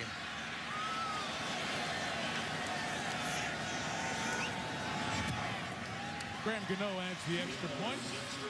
Down 24. The Redskins do what they needed to do, as you said on the opening drive. Go down the field and score. ESPN's Monday Night Football is brought to you by Verizon Wireless, introducing the Droid X, the next generation of does. And Triple Hops Brewed Miller Lite. Taste greatness. Beautiful dome, Capitol Hill, Washington, D.C. It was a beautiful weekend until it's about lunchtime today. Got gray and cloudy, and it's been raining all evening. Donovan McNabb, offensive coordinator Kyle Shanahan, 8 plays down the field. It's 21 on the board for Washington.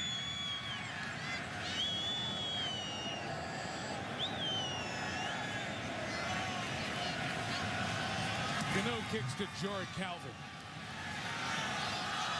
From the 6. Fumble the football! And it bounced right back to him. It was that close to getting a bit more interesting. Mike Sellers, the fullback, who had a big pass catch down the left sideline earlier, will knock it out. And almost a desperately needed turnover for Washington.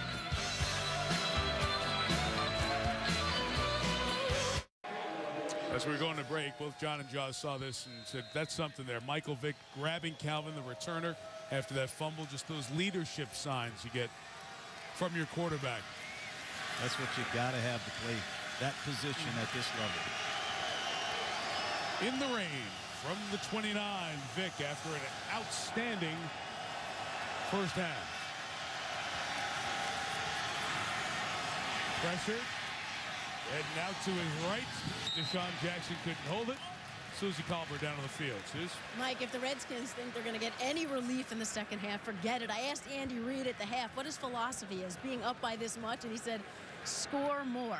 But the Redskins came out of their locker room with their heads up. But Mike Shanahan almost seemed at a loss to explain a record-setting first quarter. After we had chatted for a while, he actually looked at me and said, do you have any ideas? And when I shook my head no, he said, if you come up with anything, would you let me know? So, John George, you got anything? They have nothing.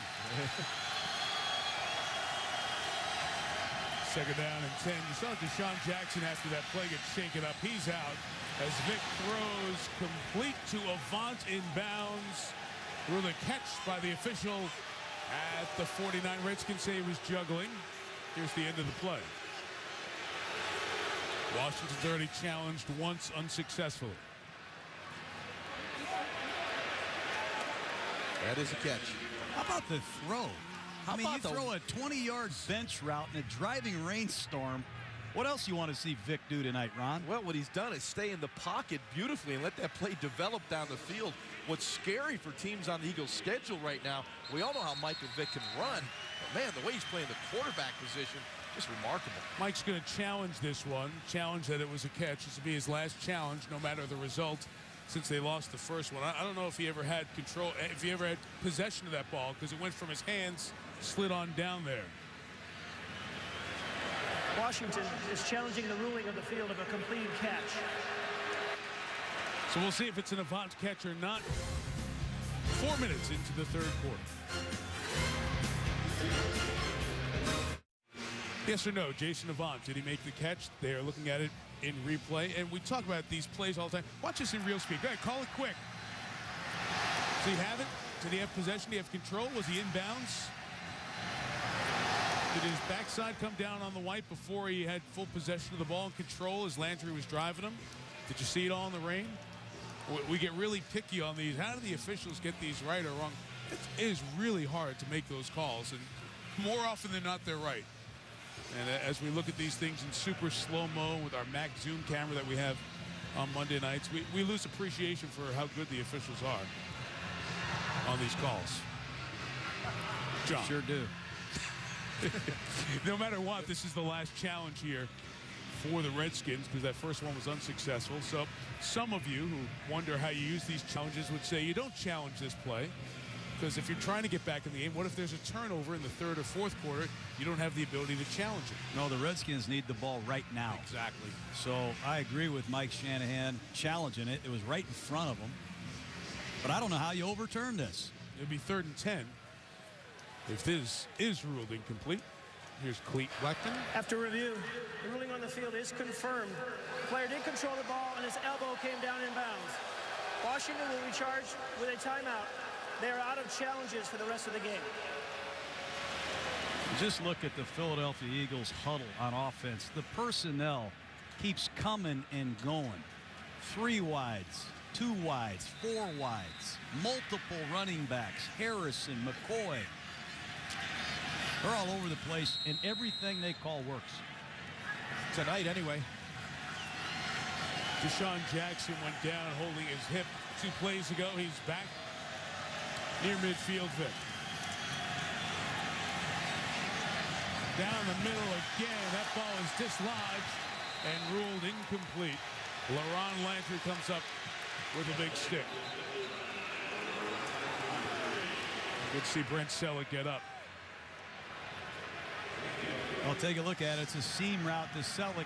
He bends across the middle. Michael's a little bit late, and that's a nice break on the ball by LaRon Landry. Got to make this catch, though. There's going to be contact. You know those safeties are converging. That's a catch that Selleck normally makes. But give some credit. LaRon Landry did knock it out.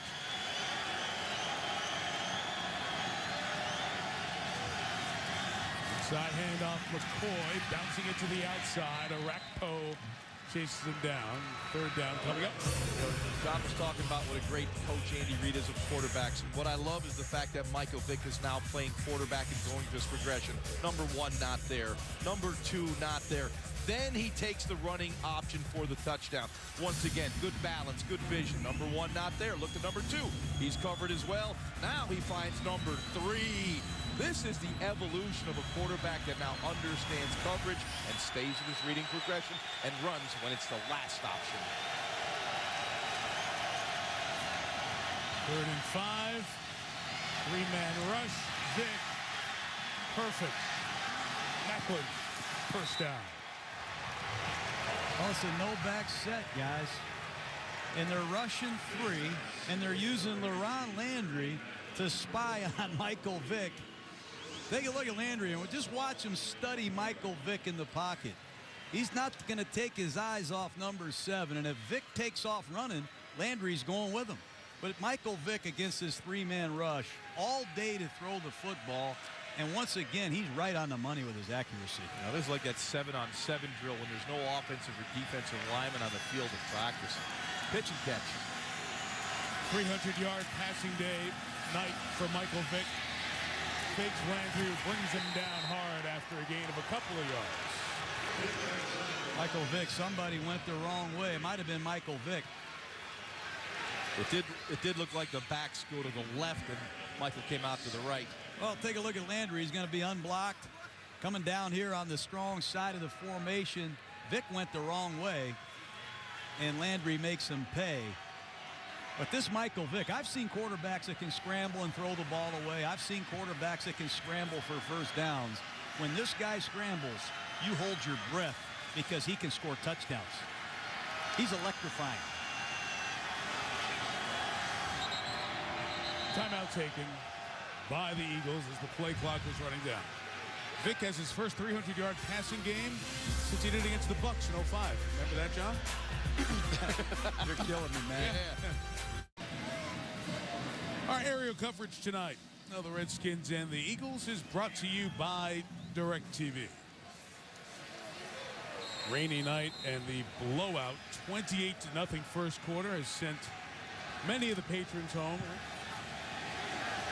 Hats off to those who are still here and still making noise too, you know. They're into their Redskins. Bunch of Eagle fans here as well. After the timeout, Vic to Macklin's got a couple of blocks over here, but LaRon Landry's having a very good series. And he makes the tackle. And Andre Carter forcing third down. So we mentioned Michael Vick, over 300 passing yards. He's the 13th different quarterback to have 300 yards passing this week. That's the most in a single week in the history of the NFL. And remember, we had teams on a bye this week, 4 of them. It's a passing league. It is a if you don't have a quarterback and receivers, you know, you can forget about all them 3 yards in the cloud of dust, man. You got to be explosive. And McNabb's sitting at 247, so we may add one more to that list. Empty the backfield as Riley Cooper's a receiver. Redskins showing people offside on their way, and the flag's thrown.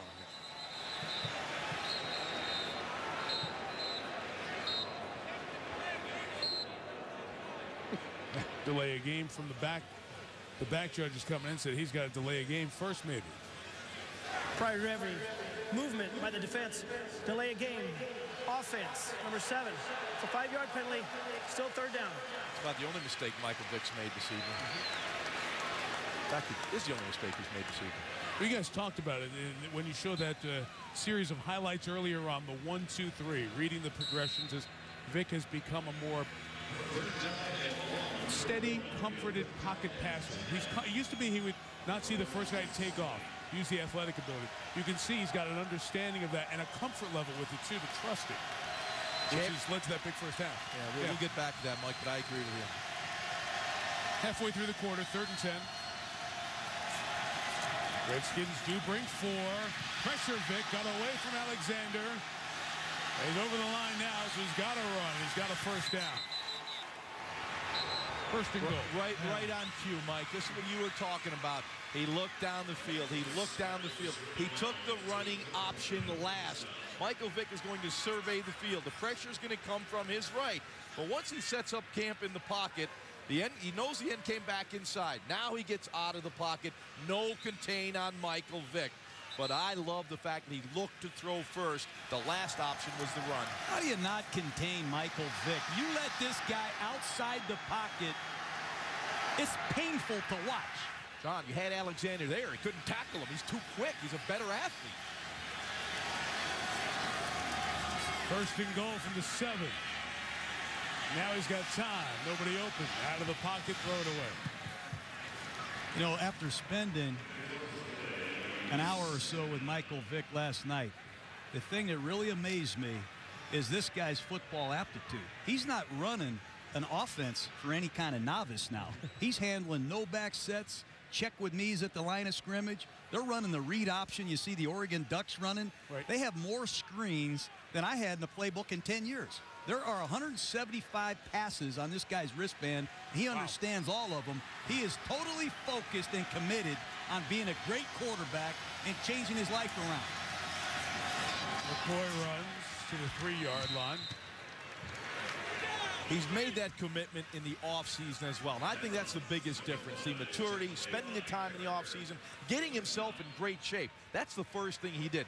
Then learning this offense. All offseason working on the drills, the bags thrown at him, the movement skills, to stay on balance. All those things that are such an integral part of playing championship-type quarterback. The athletic ability's always been there. Eagles run some new personnel on there late as they change their defensive look for 3rd and goal.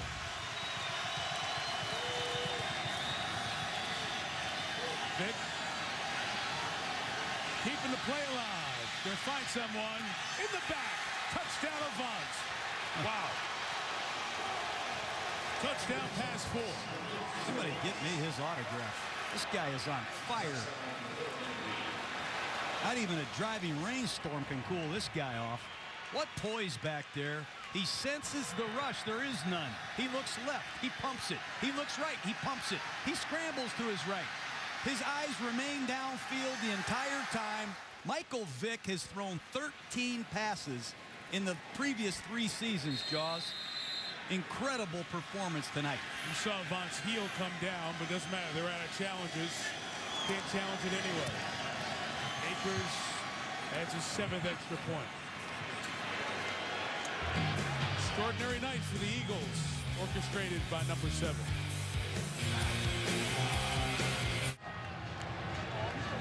Look at those numbers. 397 total yards, 6 touchdowns. I was reminded by someone up here that I have somebody in my fantasy league who's playing against Michael Vick, so I can check his point total. 59 fantasy points in the ESPN Fantasy League in this game. It's more than some teams score. And it is like a video game or a fantasy football type game, watching this Eagles offense here tonight. 52 points, and we still have 20 minutes to go. Kickoff was short. Mike Sellers fielding it and taking it to the 30-yard line. Well, Michael Vick in the pocket, just beautiful. The poise, nothing bothering. The eyes downfield, movement, try to allow someone to uncover. And then the laser throw between 2 defenders. Now you see him once again. I love a quarterback being on balance. Always downfield, always in a position to throw, always bouncing, good knee flex, and then just, I'm going to call him Michael Flick from now on. I mean, he just flicks this thing in there for a touchdown. And this is a tight window to squeeze it into to Avant. McNabb a first down run with Keelan Williams. When you go back and watch Albert Hainsworth on that. Yeah, I was just going to say it, John. You got to get up off the ground and stay alive and chase this guy. Yep. And the scoreboard doesn't matter when you play Michael Vick. He will wear you out. But, just take a look at it yourself. And I realize it's a tough night and it's a rainy night, but you're down on the ground. You have to get up, and you got to continue to chase Michael Vick. The play's still going on. Yep. And that's not good to put that on tape. It's on television. 33, McNabb chased, throws it away, didn't get to the line of scrimmage, but Cooley was nearby. They'll rule him ineligible close enough, so there's no grounding. Yeah, let's give some love to that Eagles offensive line while we focus on Michael Vick, because they are giving him time. Let's take a look at this. As you'll see, he looks to his left, looks to his right. No one near him. No one even near Michael Vick. Finally, to release the ball, almost 8 seconds. That is just ridiculous. Offensive line, hey, great job, guys. Juan Castillo's happy with that one. 0 for 7 on 3rd down. 0 for 8. Interception. Dimitri Patterson all the way home. That is stealing. This is what the Eagles do. This is what their corners do. They know when the pressure's coming. The ball has to come out quickly. Ron, this is 60 points. It's a double A gap blitz, and they don't come. The 2 linebackers do not blitz. They bring heat off the edge. McNabb gets rid of it. Look, these linebackers don't blitz, but you're going to see another blitz come off the right side and the left side. McNabb throws it without seeing, and Patterson just squatted and saw it the whole way. A lot of these Philadelphia blitzes are not man coverage. It's that read cover 2 blitz system that Jim Johnson has made famous here, and Sean McDermott just put an exclamation point on this performance tonight. In 1954, the Redskins went to Cleveland and lost 62-3. They haven't given up this many points since then. There's still 20 minutes of game left. I'll tell you, we came here and the arena game broke out tonight. The score all over the place. 59-21. Well, we've got a Saturday college football matchup with significance. Ohio State taking on Iowa, and the Buckeyes must win that one to remain in contention for the Rose Bowl. Terrell Pryor and Ricky Stanzi, the quarterbacks. You'll see it 3:30 Eastern Time, Saturday from Iowa City on ABC.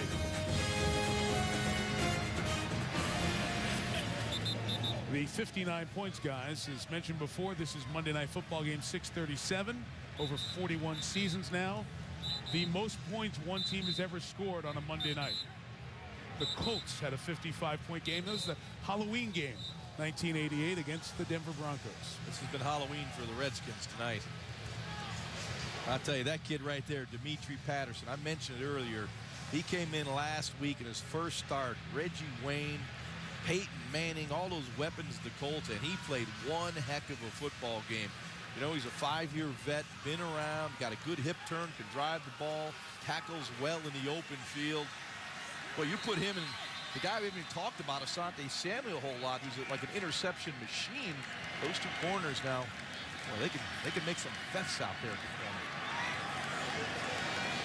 We have a lot of kickoff coverage to review, and the Eagles look back at the tape of this one. Akers all the way through, and it is a touchback. Mike Shanahan came here to kind of clean up what was a mess after the couple of years of Jim Zorn. 5 years, $35 million. Mike was given the title of head coach and executive vice president. Man has won a couple of Super Bowls. Was the offensive coordinator for one of the great offenses before the Elway Broncos. Those San Francisco 49er teams with Steve Young culminated in a Super Bowl. Mike, a real great play caller. And the Denver thing ended very quickly and very suddenly. Year out of coaching and comes here. And at 4-3, it looked like a foundation was being laid. McNabb to Cooley. First down at the 31 for Chris. You know, guys, and then you get to the fourth quarter of that game against the Lions, and they make mistakes. McNabb gets pulled. Grossman comes in, and Ndamukong Suh takes the fumble of the sack for a touchdown. They're 4-4 going to buy all the stuff about benching McNabb. And all of a sudden, this Redskins getting back to something acceptable changed. And after tonight, Redskin fans are going to be wondering what now. Cooley, the catch for 36. Mike, remember, they won 4 games last year and lost 12. You know, they've still got a ways to go to be a playoff competitive football team. They have some components in place, but they still have a long way to go. Mike Shanahan knows how to build a football team. Bruce Allen knows how to build a football team. It's going to take time, and it's going to take some patience. Mentioned Bruce Allen. He's general manager of this team. Son of the Hall of Famer George Allen. He worked with you, John, and Oakland and Tampa Bay, building those teams. As McNabb's pass is incomplete. You start looking at this roster. You remember back to George Allen's days, the over-the-hill gang. The Redskins had a lot of veteran players, older players. There are a lot of veteran, older players on this team as they try to salvage a team that had really been run down the last couple of years. Well, they hired a quality coach. No matter what anybody says, check Mike Shanahan's track record. They just re-signed a quality quarterback. Check McNabb's track record. That's a start in the right direction. But this offensive line is rebuilt every year. They do have some guys on defense that can play, but they are converting to a 34 defense. They have a long ways to go, but they'll get there. Movement there. Delay game. Offense. Delay first, beg your pardon. Still third down. We're talking about the veteran players who are still here. 30 or older, they have the third most in the league. 15 of their current players, and you take the 53-man roster. 15 were first-round draft picks, several in other places brought in here. You know, the Jets have more first-round picks on their roster. And this is a haven for free agents. You know, they brought in a lot of blue-chip, high-profile free agents. They just have to hope that Donovan McNabb can make it happen here. Remember, Bruce Smith, Deion Sanders, Jeff George, a litany of high-profile free agents have come here. They need McNabb to take off here. Penalty made it 3rd and 10. McNabb is thrown to the ground by Jaquay Parker. His 5th sack. And that makes it 5 sacks in each of the last 5 seasons for the 10th-year man out of Oklahoma State. And once again, the Redskins have yet to convert a 3rd down to a 1st down. Toomey 3rd in long situations. McNabb has no chance on this play as Parker comes right up the middle. Easy sack on Donovan McNabb. I might get Donovan out of here at this point in time. Hunter Smith kicking. Deshaun Jackson was back there. They'll let it go. Penalty marker down. Back at the line of scrimmage as it's touchdown over at the 30.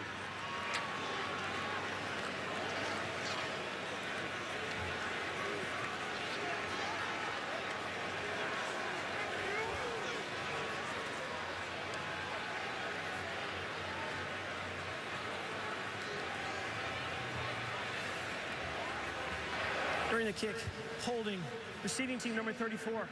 That penalty will be enforced 10 yards from the end of the run. First down, Philadelphia.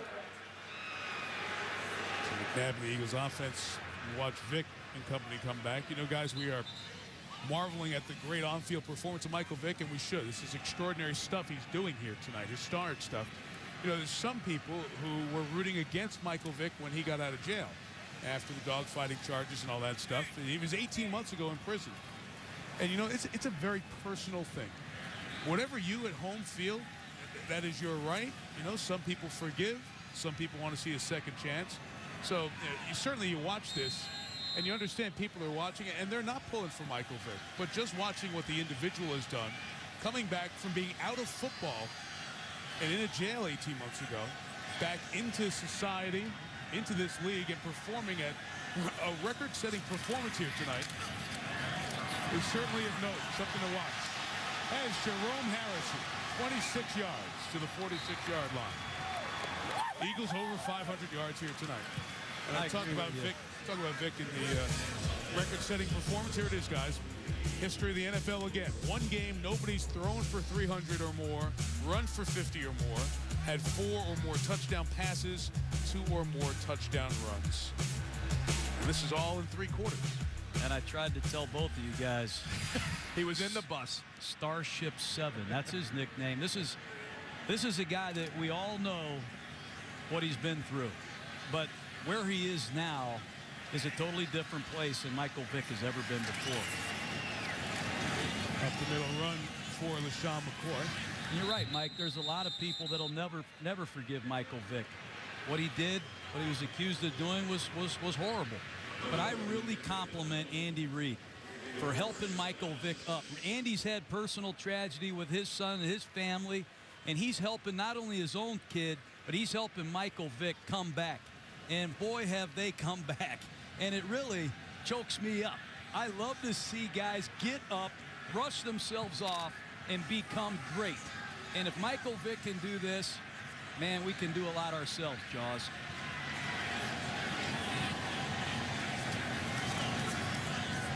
Big hands to Harrison again into Redskin territory. You talked about Andy Reid's sons. And 2 of his children, Britt and Garrett, were both in prison in similar times that Vic was in jail. And during that time, Andy went to visit his boys in jail and got to understand some of the culture of the people who were incarcerated, and understands that there are multiple phases to coming out of dealing with that. And some guys never get to that 3rd phase where he felt Vic was as he went along the way, and that was the phase of, I screwed up, I made a mistake, nobody else is to blame, but I will never let this happen again to me. And once you get to that phase, Andy feels, and he saw it with his sons as they went through it, you can help people. And that was part of the connection here as that pass is caught by Owen Schmidt.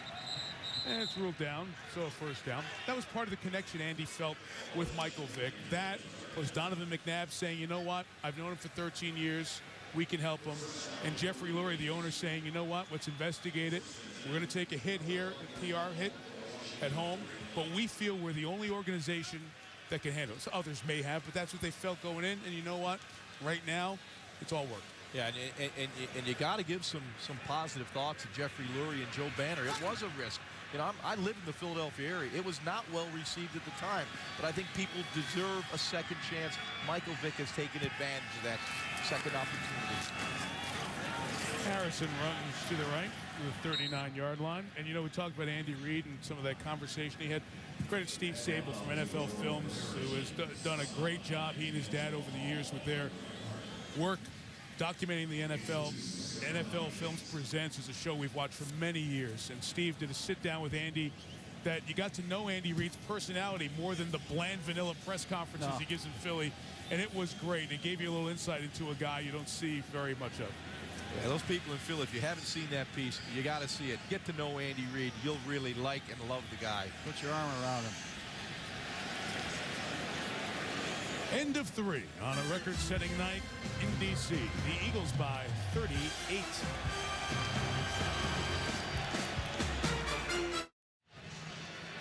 And off we go to the 4th quarter. Mike Tirico, John Gruden, Ron Jaworski, Susie Culver, our Monday Night Football crew. 59-21. You know, it was just 3 weeks ago when the Raiders beat Denver, and that was 59 points scored in the first 3 quarters by the Raiders. It was 59-14 after 3. That was a record for points scored by a road team in the first 3 quarters, an NFL all-time record. And 3 weeks later, the Eagles have equaled that, 59 here tonight. Vick handing to Jerome Harrison. He's going to lose 2 yards. You know, this Eagle running game, they're in the top 5 in pro football. And I go back to that guy right there. They have over 500 yards of offense rushing this year from a non-running back. Vick has about 350 himself. Kevin Cobb has 50. Deshaun Jackson and Jeremy Maclin run the ball on reverses. And defending the Eagles' two-headed monster now, the running game, the versatility of a Michael Vick with all these formations and threats at wide receiver, they're going to be a handful down the stretch. This is 3rd and 8, a 3-man rush, and Vick is nearly intercepted through the hands of D'Angelo Hall. You know, Deshaun Jackson has caught 1 pass. It was the first play of the game for 88 yards. And that was it? That was it. That's right. Yeah.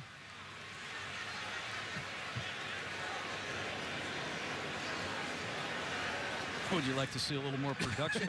You know, I mean, what are you complaining about it or what?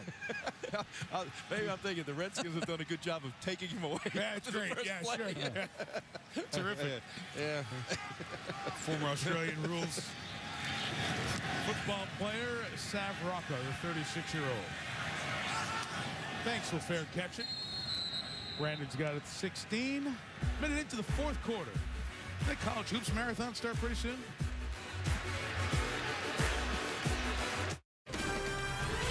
ESPN's Monday Night Football is brought to you by IBM. Let's build a smarter planet. Visit IBM.com/smarterplanet. Assassin's Creed Brotherhood, now with single and multiplayer. Available November 16. And NFLShop.com, the best place for holiday shopping. The official store of the NFL. Back at FedEx Field, 59-21. McNabb remains in the game for the Redskins. And Keelan Williams carries around the left side for 11 yards and a first down. Ron? You know, the Redskins, you know, with McNabb, he's had a trouble historically with those A-gap blitzes. You'll see him right here. You see the Eagles lined up in those A-gaps, but they come from the outside as those inside backers drop out. Hence, you get the interception on the quick read. We were talking to Stuart Bradley, you know, Eagle linebacker. He was saying, you know, historically, we've seen Donovan struggle with those A-gap blitzes, so they were prepared for a weakness of Donovan's game. On the 26 here is Williams. 4 to the 30. Speaking of Stuart Bradley, that's a nice form tackle by the big fella who's back from a serious injury last year. I like these Philadelphia Eagle middle linebackers. Take a look at him. Keep his eyes on the ball. He gets over the top, gets rid of the center, makes a good tackle. But these Eagles, remember Levon Kirkland, how big he was? Big. Then Jeremiah Trotter. Bigger. This guy, Stuart Bradley, 6'4", almost 260 pounds. He intimidates people. There is McNabb. Complete to Santana Moss on the sideline. Moss leading his team in receptions. Kurt Coleman with another tackle. But Moss has been invisible tonight. You know, that's an area, if you look at the Redskins, they've got to improve that wide receiving core. It looks like Anthony Armstrong is going to be a guy that can give you that speed down the field, but they're going to need some help. They got McNabb signed, at least for a few years. They got to give him a better supporting cast.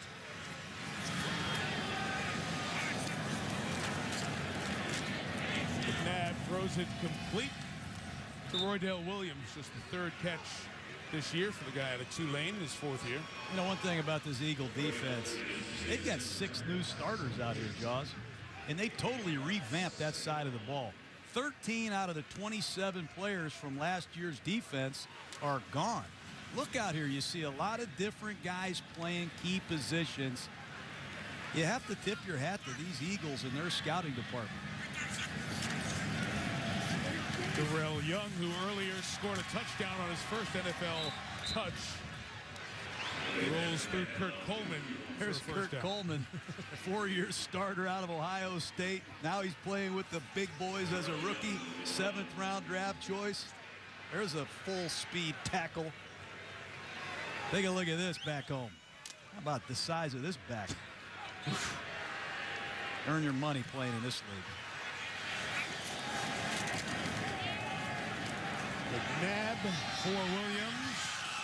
Nearly intercepted by Patterson. We talk about the players on this defense in Philadelphia. Their coordinator is 36-year-old Sean McDermott.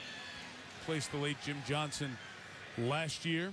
The Indianapolis game was a big win and brought up the memory of Jim Johnson because they had gone up against Peyton Manning a couple of times and they extra blitzed Manning and finally were able to get a win over a depleted but still a win over Manning and the Colts team. Well, you know, we talked about that, Mike. You know, John and I talked about it. We talked about it with Sean yesterday. They blitzed him 22 times a game. You can go through a month and watch Colt offense and not see that many blitzes, and it was effective. Out of the gun, here's a run by Darrell Young, or rather Williams, I beg your pardon. And Williams going to go all the way for another touchdown. Who is this guy? Keelan Williams, who was, when he came out of high school, John, the #3 running back in the nation out of Louisiana, went to LSU, had 17 touchdowns to the Bayou Bengals, undrafted free agent. It's a 4-week blitz. And they just sting Philadelphia. We said that coming in here tonight. You can beat some of these Eagle blitzes with the running game. If you find numbers and you run away from the blitz, you can outflank these Eagles. You got to give Williams credit. He's taking advantage of his playing time tonight. How about these Eagles? It's 59-21, and they're still bringing the blitzes. You know the extra point. Williams, 3 touchdowns tonight. 2 running, 1 receiving. Terrific.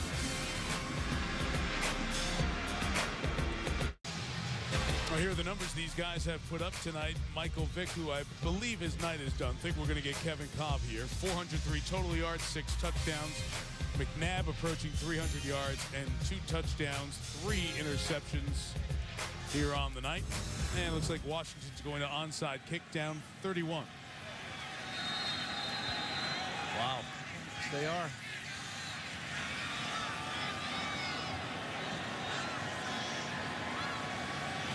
Must have 4 on each side of the kicker. They move everybody around and just go through the exercise and kick it deep. And a touch back to the 20 Sports Center right now. And here's Trey Wingo.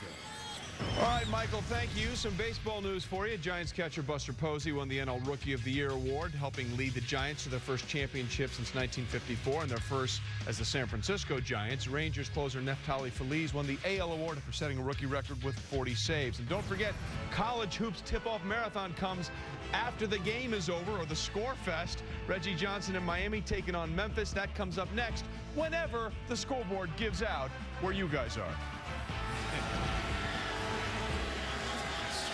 Shortly. Vic will stay out for another drive here. Jerome Harrison is the back. And Vic completes it to Deshaun Jackson, who fumbled the football. And Owen Schmidt hustles to it and gets it. You know, Mike, to become a great quarterback in this league, you got to work on your game. And Michael Vick's been working on his game. Let's go back to Virginia Tech, and you'll see this hop in the box. This is a young quarterback with great talent, but doesn't understand the mechanics of playing the position. Now, look how upright he is. There's no flex in his knee. He's just up on his toes. Look at him now. Look at how his back feet plant. A nice little setup. Now he gets his feet under him. You see the knee flex. You see the vision downfield. This is a quarterback in position now to throw the football. He's doing the little things to make himself great, and it starts with mechanics. Harrison the carry to the 40. I'd take either one of those Michael Vicks. I'll take the Vic I saw at Virginia Tech. You're so critical of quarterbacks. That was a positive piece, John. This guy knew what his weaknesses were. He sat around. He defined what they were. Fundamentals, I agree with you, in the pocket. Thank you. But this guy here runs 4.29 coming out of Virginia Tech. He's in an offense now that accentuates the pass. This is a totally different scheme than he ran at Virginia Tech. Totally different than the Falcon scheme. He's bought in, and it's paid off. There are still mechanics that you have to execute properly, be consistent week in and week out. Thank you. Second and 4 here is Harrison, runs for 3. I was curious, on first down, they were throwing the ball. 31-point game. Run the ball, let the clock move, and let's all go home. Well, Ron wanted Deshaun Jackson to get another catch. Oh, is that it? What do you think? I'm calling the plays? I'd like to with all these weapons. You know, I've been in these situations, though, guys, where you say, why is Vic still in the game? Right. Yeah. You know, I tried to pull Rich Gannon out of some games. He said, you take me out of this game, I'll kill you. This is the most enjoyable time there is for a quarterback, and you know this, Ron, to be out there in the huddle with your teammates after a long week of practice and a very solid victory. You relish these times. I don't know. I've never been ahead by 31 in 17 years. You know what I'm saying. Third in the yard. This is Eldra Buckley getting a run. He gets the first down. Remember, when we visited with Peyton Manning in Indianapolis, Peyton missed one significant snap over his time. It ended up being a fumble. Mark Rippon was the backup quarterback. Came in, Rippon fumbled the football. Peyton said, that's it. I'm not coming out of a game again. So it is like begging to try to get the backup in with Indy as you watch Kevin Cobb, who was the starter, lost the job after he got hurt in the opener against Green Bay, filled in for Vic, did so admirably. You saw his numbers there. But, you know, I give Andy Reid credit for this season, guys. When he watched Vic finish against Green Bay and look like a different guy against Detroit the next week, he said, you know what? You can lose your job if you're injured because this guy's better. Harrison, the first down. Well, you know, Michael Vick was out of football the entire 2007 season. Then he's out of football the entire 2008 season. He threw 13 passes in the 2009 season. He's missed a few games this year because of injury. Andy Reid wants this guy to get it all the way back. And it's hard to say how far he has to go to get there. But I like what Jerome Harrison has done to give the Eagles another back to go to. Very similar in size to LaShawn McCoy. They've got a nice 1-2 punch going in this backfield as well.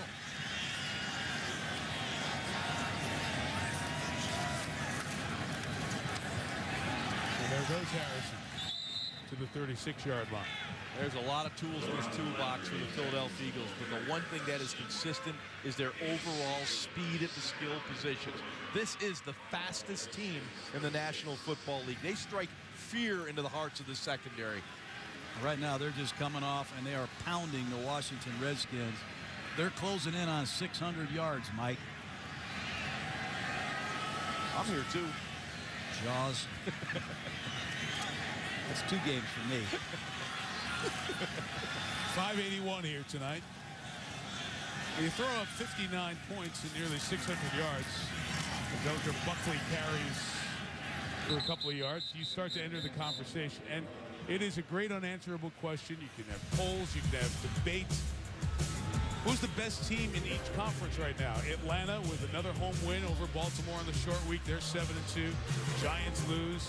The Bears never look great, but they're 6-3. Saints have been quiet coming off their bye. They get Reggie Bush back, hopefully.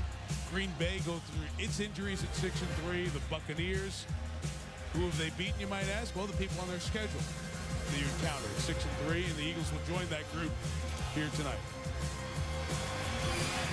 Are we going to vote on this later?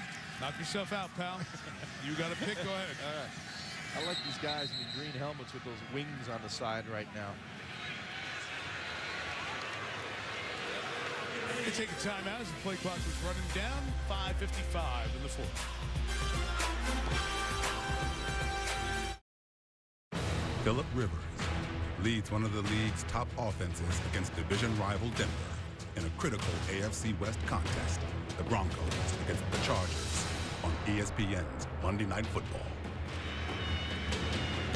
Until the Eagles got their wild start to this game, nobody had a more eye-opening offensive performance than the Broncos here in Week 10. The 49-29 win over the Chiefs. Kyle Orton throwing for nearly 300. And a rushing and passing touchdown from Tim Tebow. So we'll see another lefty next Monday night. And that list of all-time great lefty quarterbacks is not very long. Not many in the history of the league. Jerome Harrison goes to the left and loses a couple of yards. Talk about Tim Tebow, and the package continues to expand for Josh McDaniels. First-round pick. How about this, Jaws? Tim Tebow. I'm watching, John. He gets in the huddle. He starts to run. He is running. Touchdown, Broncos. Now he starts to run, and he throws it. Josh McDaniels. You like Tim Tebow? I like this guy. I like what he's about. I like Kyle Orton, too. I like what Denver does on offense. They need a win next week. You like Michael Vick? Starship 7? You like Steve Young? I like a lot of guys. I got you to say that you like 3 lefty quarterbacks. Yeah, good job, Mike. Good job. Hey, how come there's no left-handed shortstops? How come there's no left-handed catchers? Well, you can't name 10 left-handed quarterbacks. Jaws. Philly took a timeout there. I bring that up, John. It's a little bit of a step. John likes to talk about it's very hard for lefty quarterbacks. You don't see a lot of lefty quarterbacks. Well, Michael Vick in the history of the league is number 7 on the list of all-time left-handed quarterbacks. And NFL Network did a show that NFL Films produced on the top 10 lefty quarterbacks of all time. We were wondering who else they were going to get because the list is so thin, so small. And there you have the all-time leaders, Boomer, and 3 of them are in the house tonight. Boomer Esiason doing the national radio. Steve Young, of course, with us. And there was Steve and Michael Vick talking before the game. Steve has often been brought in to talk to Michael about being a lefty and a scrambler. 3 of them here tonight. You know, we saw Michael Vick there, and he was speaking with Marty Morningwig. Kind of a guy that loves working with Michael Vick and designing this offense, installing and calling, and boy, there he is right there. And Marty's done a heck of a job with this offense. He's got that play sheet stuffed in his pocket there, and like I said, they may be sending that play calling sheet to Canton after this one. This is what an amazing job that coaching staff did tonight for the Eagles. How would you like to install plays with Michael Vick? I'd love to. After a couple of flags there, 1 for delay of game, Banks fair catches it with 4.5 to go. 59-28, Philadelphia.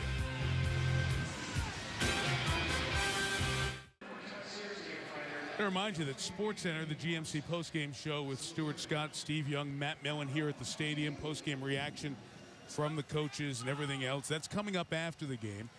Time permitting, it'll start here on ESPN. At midnight or so, it'll migrate over to ESPN2 as we get our college hoops marathon started. Look at this guy on the left. Which is the real Andy Reid? Well, notice one thing there. The guy on the left has a pizza menu. That's a food menu. He's got like a gourmet pizza, $9.95 for the 10-inch. How about that guy, huh? Here is McNabb. Losing it. Complete to Santana Moss for the first down at the 23-yard line. Funny stuff. Not for the Redskins here tonight. Yeah, unfortunately for them. Not for the Redskins. Donovan McNabb will go 1-1 against his old team. It was a very sweet moment for McNabb to beat Philadelphia that first time around in Philly. And it's been talked about very often, the career of McNabb in Philly. The 5 championship games, the 1 Super Bowl. Williams going to lose yardage here. If you think about it, guys, remember that draft where he was booed when the Eagle fans didn't want McNabb? No, I'll interrupt you there. Not that they didn't want McNabb. They wanted Ricky Williams. Well, and I think that's always been misunderstood. Okay. All right. Okay. He got booed before he got in. All right. And then he left and came back and got cheered when he returned as a Redskin. And I thought that was a great moment by the Eagle fans, acknowledging the 11 years where there were lots of boos and cheers along the way. You both have lived the life of being in Philadelphia as an Eagle. Jaws playing there, and John is an offensive coordinator. Greatest sports town in America. McNabb throws for Williams. John, incomplete. You know, when I was the offensive coordinator of the Eagles, Ray Rhodes was the head coach. We were going to get Mark Brunell in a trade with the Green Bay Packers. We had 3 second-round draft choices. Andy Reid got McNabb. I don't care what you say about Ricky Williams. Andy Reid got McNabb. Drafted him, right? Then he got Cobb. Now he has Vick. I was going to get Brunell. Who'd you but get? At the end of the day, we didn't get the trade done. He went to Jacksonville, and they drafted me Dave Barr. That's why me and Ray Rhodes aren't in Philadelphia anymore. That's why you're here. That's right. They got him with ESPN. Williams running to the 32-yard line. Keelan Williams with a 3-touchdown, over 100 total yard night. You know, if this game would have started in the second quarter, we'd have a heck of a game right here. Well, this is the kind of game, if you're Mike Shanahan, there's a good chance you take a look at it yourself. You take a look at it with your coaches.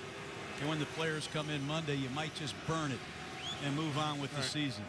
Because nothing has gone well tonight other than a few plays by Donovan McNabb.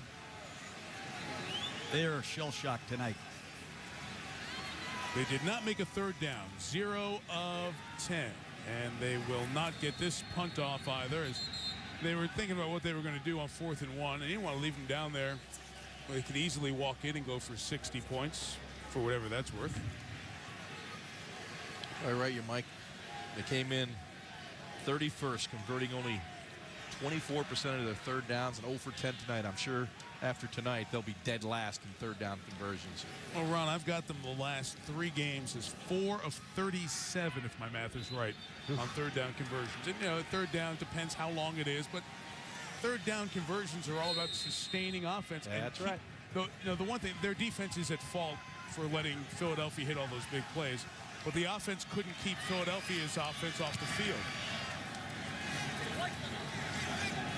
Calvin will let it bounce. And it's out of bounds inside the 20. And we spend a moment with Trey Wingo. Michael, thank you. A very college basketball-like score in that football game. But don't forget, coming up, it's our College Hoops Tip-Off Marathon. 19th-ranked Memphis taking on Miami of Florida. That's coming up at midnight. Next, right after the game you're watching concludes.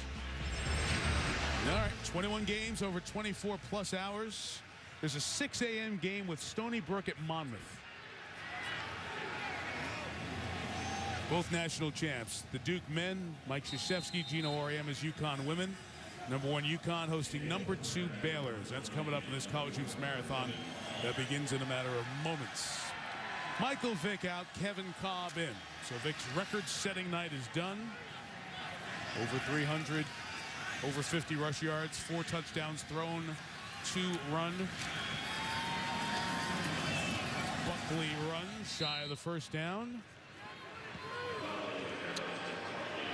And here comes the 2-minute warning. Philadelphia Eagles have never had this many yards. A team record in total yards tonight. A record-setting night on many fronts for the team in green.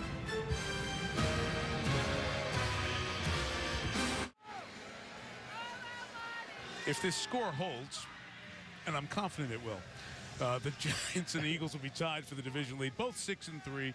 And the Giants still have to see the teams you're seeing tonight a couple of times. So we'll have the Eagles and the Giants meeting at Lincoln Financial Field on Sunday evening. Both teams 6-3, 1-1 in the division. Meantime, the Redskins will drop to 4-5, and they go to Tennessee to see Chris Johnson, Randy Moss, and company. It'll be Vince Young, Kerry Collins out for a while with an injury.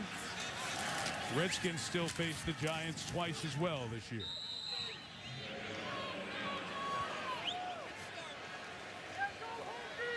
You know, Kevin Cobb is in there now at quarterback. You know, started the season as a starter. I still believe, and I know a lot of people in the Eagle organization believe, he's got a bright future in the National Football League. You know, he had 4 starts, and in 2 of those 4 starts, he was the Offensive Player of the Week in the NFL. So he has played well when given the opportunity. But the way Michael Vick has been playing, there's a reason this guy is backing him up right now. But this guy, Kevin Cobb, can play the game. 3rd and a yard. Eldra Buckley over the top gets the first down, which should just about do it. Oh, it's been done a long time, but it'll end the game. Yeah, all Philadelphia has to do now is take a knee, Mike. And they're going to leave here with back-to-back victories and really impressive films to watch. When you sit down and watch the Philadelphia Eagles beat the Indianapolis Colts, all 3 phases. And tonight, they came in here ready to go, and it's a credit to Andy Reid, this organization.